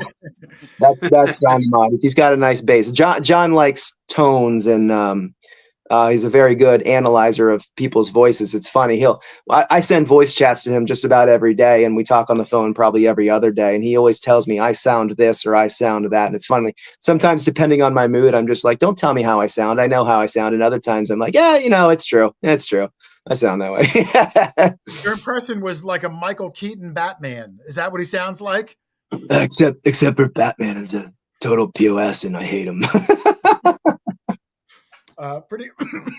You know, cool. I like to make a comment here. Brad Yes, sir. gives away a lot of things. He really gives away a lot of things. But he had a party one time, a birthday party. I don't know how old you were at that time, Brad, but that was the best giveaway party that I've ever I've attended. heard stories. I've even heard the stories wives. about this. Brad, Really? I heard these stories reached my ears about some birthday party that you had where you invited like whatever 30 Husbands people or and so, wives, and they were winning like swords and like silver knight costumes. Civil War stuff, What's the coins. truth behind this party? Um, And why wasn't I invited? This is- Great question. Yeah. I think at the time people probably told me you were a Nimrod. I don't know. I think it was at your mom's house. It was at my mom. So I mean, I want to do that again at some point, actually. In fact, I kind of want to do a jewelry hunt before I do one of those again, where I bring these huge tubs of jewelry to like this rent a indoor venue and be like, I'll sell tickets to a come sort jewelry and all you can find for $1 a piece, that kind of thing. I kind of want to do something like that. But that was a birthday party thing. And it was before Whatnot. I mean, I was a picker hardcore. I had so much stuff. Years ago. Yeah. Around 6 years ago, 5 or 6 years ago, right? Yeah, at least. I think it was actually 5 years now. And I did a seeded hunt in my front yard and had everything from silvers to ancient Roman coins and tokens and like a typical seeded hunt. You find tokens and you redeem it for sports cards or Civil War stuff. I had some ancient Roman like little lamps and stuff. I think Cody got a few of those, and that was Kurt actually probably won most things as luck would have it at that hunt. You'd think it was an inside job with what Kurt won that day, but no, I love games, organizing games. I love friendly competition and stuff like that, and it's really easy to want to put something like that together to make a lot of people happy, and that's why I'm so happy with my job. What I like best about that time, you include the wives. We were all detectorists, and then you had the wives involved, and it really, they really enjoyed that part of it too. Going out there and detecting themselves. It was a family affair. Yeah, wives and kids. Yeah, that'll happen again. That'll definitely happen again. It's just, But that was one thing. kids are so young, and Yep. And I saw in the chat too, little Dixie Diggers I saw earlier was thanking you. I guess she won some sort of an AT Pro. I guess, was there like a Hoover Boys giveaway, or was that something you did on your own? She thanked you like 3 times in the chat. I wanted to just at least give her acknowledge, if you even remember. Yeah, I would need a refresher, I think, at what event that was or what happened with that. Yeah. Yeah. I've just given away so many metal detectors. Brad, talking about that, were you on the box on one of the machines? Was that the AT Gold or something? We did. We were lucky enough to be involved with the rollout of the AT Max, which I think is Garrett's most successful metal detector ever. They did a great job with that machine, and I still really like that machine. Honestly, I really like that machine. So we did a hunt with them, and we put them on a lot of cool sites, and they brought their camera crew, and we met Steve Moore and Miguel, and we hosted Nugget, and I did wind up on the box. It almost felt like I was swiftly removed from the box. I don't know. I remember when I wound up on the box, it was mixed. It was happy, and some people were like, "Why in the world would you put that guy on the box? Not only does he maul coins, but he was swinging an F-75. Then you just put a Max in his hands. Yeah, I guess money can buy anybody, huh? I didn't get a dime for that. That was absolutely just metal detecting with my friends and being in the right place at the right time. But I wasn't on that box very long. I'm still on the manual. Sorry. What's that, Charlie? It was short-lived. Yeah. Yeah, it was very short-lived. Yeah, I feel like there was maybe some sort of internal dialogue at Garrett, or maybe the right people in the hobby got through to Garrett and said, "Why in the world would you put Brad on it?" So they ended up, I think they put Rusty, or they put somebody else on it, like with their next round of machines. They sold that machine so fast and so hard. And that's a very interesting, the whole thing is a very interesting situation. I'm very humbled to have been a part of that. And it's definitely a great core memory for me, but I do love Garrett. I do love their machines. It's sort of an interesting situation. I almost feel like, they gave Kurt whatever Kurt needed instrument wise, but I feel like it was kind of a swing and a miss. And I don't want to go like too deep into it on a public forum, other than to say, I mean, Kurt was never mistreated. None of us were mistreated by Garrett ever, but it could have been so much more. And I don't, looking at where Garrett is now on the map as far as metal detectors, I've had conversations with, Mark at Nokta and a couple other people. It's just like seeing what they're doing and seeing what other manufacturers are doing. I don't want Garrett to suffer. I want Garrett to make it. But I did a review of the Vortex while I was in Scotland. I did get my hands on one of the Smurf machines, and it was a good machine. It's probably the best multi-frequency machine for the money. Like robust, like for the price point, it's pretty dang good. It's just, I don't know. I wanted them. I had hoped they would change a couple things just to modernize a little bit, or just like, and I think they will down the line. I think Garrett's going to make it long term. I really think it's a good company. It's just there's metal detectors are evolving so much right now, and it's just like you got to keep up. White. I love whites too. I love whites. Whites didn't make it. They didn't make it. Come on, whites. Come on. I know a lot of diehard whites guys that still will haven't made a switch to anything else, and they've been gone for years now. I got to sell my coils. I got some whites coils in a drawer, like oversized bullseyes and stuff like that. I'm like, if I sell those, I wonder if the market's pretty good for them, because they're hard to find. I mean, guys swear by that whites machines, and I get emails all the time. Can you get this whites coil or this control box? And the guys, I don't have like new old stock. You got to look on eBay or something. It was my first legit machine. I had the Bounty Hunter Quick Draw too, but we all know that that's a Bounty Hunter, right? I had the Whites IDX Pro that I bought when I was, I think, 15 or 16 years old. So 2000, 2001. And I mean, the machine still works. I still have it. It was my first legit machine. I remember driving with my mom an hour to go to the shop that represented whites. And I spent $500 on that IDX Pro. And Loved the ever-loving crap out of it. But the Fisher F75 is your go-to machine still? No, I would use the F75 in like a competition hunt scenario because of the ergonomics and the lightweight. Like I love being able to whip that thing around. That's really cool like that. But my go-to machine for a water hunt right now would be the Equinox, and my go-to machine for yard hunting or field hunting right now would be the Deus 2. The Deus 2 is a machine that I purchased specifically for Scotland so I could load a particular program that the host was using and swore by. And I didn't leave that program, and the whole thing was absolute music to my ears. I have never had a situation with a metal detector before that was just like, I know so much about what's in the ground based upon the audio quality, pitch, everything. It was a remarkable experience, and I dug some fantastic deep targets. There were some surprises, and it's just like that. That's a cool machine. The only thing weird about that machine is the coil never turns off. It's constantly blinking. It's all wireless. It's three-way wireless. You've got the coil, you've got the box, and you've got the headphones with no cords. They all talk to each other. Yeah. It's I don't know a ton about it. I've only had a few opportunities to even play with it a little bit. I guess my problem with it is that that price tag is intimidating. Oh my gosh. Yeah. And, and they offered me some over the years a few times, but I just said, that's like the Mercedes of metal detecting. And I don't think I'm the guy that's the Mercedes of metal detecting guy.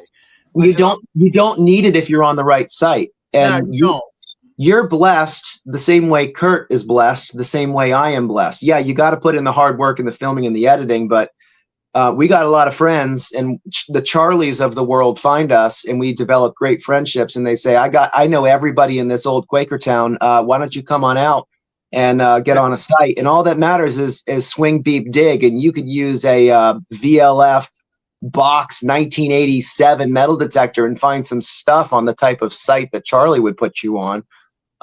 So yeah, it doesn't really matter if it turns on and beeps. I could use an AT Pro and find a bust halftime somewhere if the site was right. Yeah. Right. Yeah. The land is number one, and no doubt about it. Like I said, it's interesting to see. I mean, that XP Deus, I never heard a single person say anything bad about it other than maybe the price tag.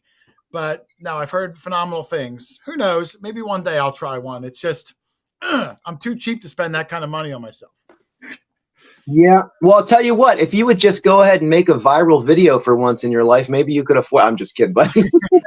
I'm still too cheap. Yeah. Still too cheap. But all right, listen, we got to wind this down. I've taken way more of Brad's time than I told him I would. But listen, any last questions, Charlie, Lynn, or Rich, for Brad before I let him go? I have one. Just going back to a metal detecting video I saw a ways back. I think, Brad, that you had moved into a new house or something, and the guy showed up and you dug in your yard. Is that an old house, or was the property something else before that? Can I backtrack your question? I'm sorry. What you're talking about when I moved into my house, or when I moved in what? Yeah, I think so. I saw you had moved into a house and they pretended to show up at your door, and then you detected your yard and some stuff was found. That was a fun episode. That's when I moved to my home where I am now. And we filmed we pretended to do a door knock, little play-by-play thing. Right. And let's go metal detecting out back. And I knew there was a home site in my backyard that was, late 1800s and had nothing to do with my desire to put an offer on this house. So absolutely not. And I wanted to see if there was stuff here, and I obviously wanted to save it for my boys. And I dug one hole after, buying this place, and it was a war nickel. It was like, okay, then there's walkers here, there's barbers here, could be a gold coin here, early 20th century gold coin. I was fired up. Not a single other silver coin was found after that war nickel. I didn't dig one piece of trash before that war nickel. I told myself I want to go out, find one coin. I'm gonna detect until I find a coin. My first target was the war nickel. I was using my F75 just for whatever reason. Dug it up, big smile on my face. Yeah, there's stuff here. We did find some things. We found a spectacle, which is fantastic. We found some flat buttons, one Indian, a few Wheaties. There's still a ton of trash in my backyard. Like, I wouldn't be surprised. I think I know where a trash pit might be. So that'll be fun to excavate when the kids get a little older, stuff like that. But I haven't been able to find it. I don't know. I haven't found anything back there. Well, that's quite you start up like here, Lynn. Your very first thing is a silver coin, and then a whole lot of nothing. You want that to go uphill from there instead of down. Yeah, that's how we've had a lot of spots like that. Sometimes that's how it works out. Yep. But yeah, good question, Charlie. Any last questions for Brad before I let him go?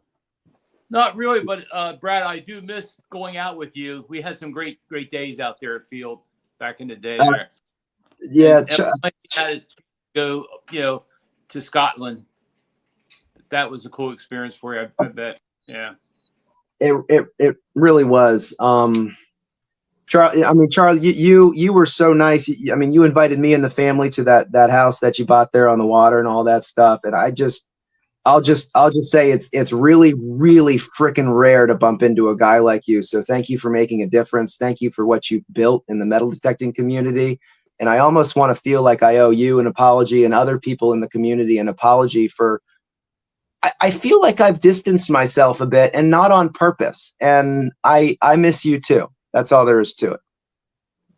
I think everybody knows you're a good guy, Brad, and just life gets in the way, man. You went from 0 to 4 kids in a few years. I don't think anybody faults you for pulling back a little bit.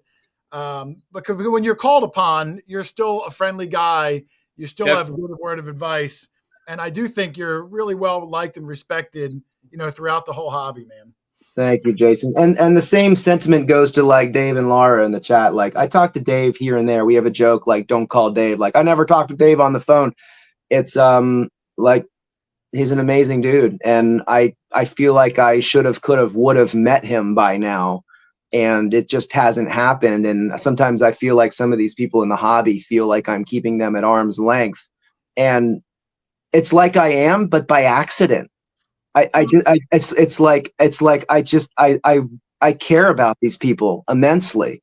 And even I've never met John Stevens. I haven't met him yet. It's crazy because we talk every day. And it's just, there's a lot of people that I hope to meet someday. My kids are going to grow up. We're going to all have a powwow. I'm going to have a big barbecue and a dig in my backyard in 10 years, and we're going to make good. Yeah, it's a weird, like you said, the internet, you take that vastness of the world, but you can have best friends that live on the other side of the country that you've never seen in person.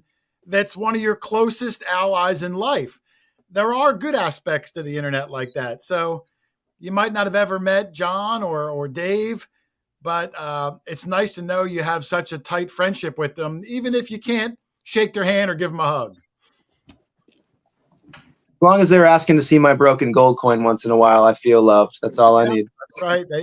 I think Dave puts it up as his thumbnail every once in a while. So that's my guy. Good deal. Good deal. All right, we're going to end this. Brad, again, thank you very much for all your time, man. 2 hours plus. Make sure everybody checks it out. Like I said, there's links in the description, and I'm going to add a new one. If you use the invite, you get $15 free using the platform. And who knows, maybe you guys will be the next big whatnot seller yourself. So hey, go give it. I'll help you if you want to give it a shot. I'll I can try to give you pointers or whatever, and I'll come to your first show and see what's going on and give you a little feedback. Of course, you have to spend $300 with me first. And yeah, that's fair. That's reasonable. I think that's all right, everybody. What a great opportunity, Jason. You're the man. You're the man. Thank you. No, thank you, man. I appreciate you coming on, and have a good holiday, man. Congratulations again on your 4th upcoming child, my brother. Thank you. Bye, Rich. Bye, Lindiana. Bye, Charlie. Bye, everybody. Bye. Great to meet you. Take care, Brad. Nice to meet you. I'm gonna contact you about whatnot somehow at some point. Face page. Okay. No. Take Cell care, man. phone me. Charlie will give you my number. All right, somebody All right. will. All All right. right. Sounds like a plan. See Later, ya. brother. Brad, Bye. take care now. Good dude, Charlie. Good yeah. dude. And I have to give credit. You know, I had a list in my head of people that I wanted to have come on this interview style show that this became. And Brad was one of them because I was always interested in his whatnot, you know, whole campaign. I think he took it from very small to a big platform. Yeah. But our friend Dave Chumley was kind of like pushing me to do it sooner because I guess I was a little bit, I don't want to say nervous, but I've been having all the guests on of people that I know in real life because it's easier conversation. And I didn't really know Brad. So I was a little, I don't want to say nervous, but I didn't really know him. But what a good dude, man. You can just see it in his bones. Good dude through and I'm through. glad for Brad, you know, that he's successful at what he's doing now. He really loves what he's doing. And that's great. And what more can you ask for in life? If you can get the bills paid doing something you love, Yeah. I mean, that's the American dream on some scale or another, isn't it, Charlie? Yes. And he does love to detect, but this business is going so well, you know, that, That's why I said it's a treat when he does get to go out. I'm sure he does love it. That Scotland trip was great for him to get out, to get away. It is nice to get out and do that. And John Stevens, who you know, in the chat, who Brad was saying helps him out. John, if you have a whatnot channel, make sure you put that in the chat before we're done. Or if you just help Brad, I don't know, but we'll try to do what we can to help promote him. Like I said, I like to help good people. So, but Lynn, my throat's getting sore. We're going to get ready to end this shindig. Any last thoughts? And before, let me say real fast too, Teresa, Wicked Digger, and Alicia, thank you very much. You guys were working double time today with the links and everything like that, moderating. So, man, I really appreciate the help. We couldn't do it without you guys. Go ahead, Lynn. Last thoughts. Just wanted to say Merry Christmas to everybody. Happy holidays, and looking forward to a great new year. Oh, yeah, I'm excited. I'm putting together the best of the year video, which is always fun. And man, one of us, I'm not going to say who, Lynn, is dominating the best of year. So I don't know. I mean, Are they here right now? I'm not going to say. Yeah, I'm just do they hoping. have a red hat on? I'm not going to say. I'm just hoping that I get one thing in the year best of. I might not. Maybe I get an honorable mention. But somebody had a fire year. I'm going to say that. A banner fire year. I'm happy for that person. I am too. Time will tell. We're a few weeks away. Time will tell. Charlie, any last thoughts before we get out of here? Not really. I just had a great night tonight. It was fun to see, you know, what was going on with Brad and being with you guys. We do miss Doug, that's for sure. I'm sure Doug would enjoy being with us tonight. Hope he's doing okay. Yeah, a couple people asked. I think Jason might know better. I think Doug's okay. He's just busy. He's fine. He's fine. He just had it's you know, it's around the holidays. There's things going on, but no, there's nothing wrong with Doug. He's perfectly fine. Okay. In fact, I'll be with him. You know, Saturday we'll be out all day. I thought maybe this flying eagle has something to do with it. No, I'm sure that was another stake in the heart. Why he hasn't gotten over that coin yet, I don't know. But when it happens, man, it's going to be a big party. It's going to be a big. I hope I am there when he finds one. I hope I'm nearby. Yeah. So, all right, we're going to wind this down. Oh, and I always like to announce that, like I said, no show next week. We're taking off because it's Christmas. The following week, January 2nd, we will be back. I have a guest already who I'm excited about, Charlie. Now, I don't know if you're going to know who he is because he's mostly in the bottle digging world. So, do you know a lot of bottle diggers? Rich, you know some bottle diggers. Some, yeah. Who would you say are the bigger bottle diggers that are known that we have not had on yet? That we have not had on yet. Have not had on yet. Actually, well, to rephrase, I don't know a ton. I watch the Copper Poppers and I Okay. watch Adventure Archaeology. Other than that, I probably worded it really poorly. I shouldn't have said that to make it seem like if you're not on there. But I'm just gonna say next 2 Thursdays from now, January 2nd, Tom Ask Gem, who is a big name in the bottle. He wrote a book. He's got a whole book about bottles. Super cool dude. He's going to be on in 2 weeks, the first guest of the new year. So make sure you tune in for that.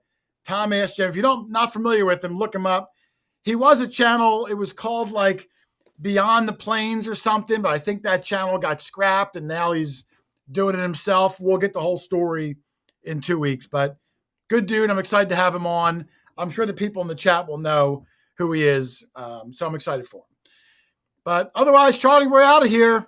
Okay. I hope everybody has a Merry Christmas, a Happy New Year, and we will see you back here live in 2 weeks. Okay. So, hey, thanks for watching, everybody. Thank you, Brad, for coming on. Happy hunting, and we'll see you on the next one. night, everybody. Good night. Bye-bye. Good night. Later.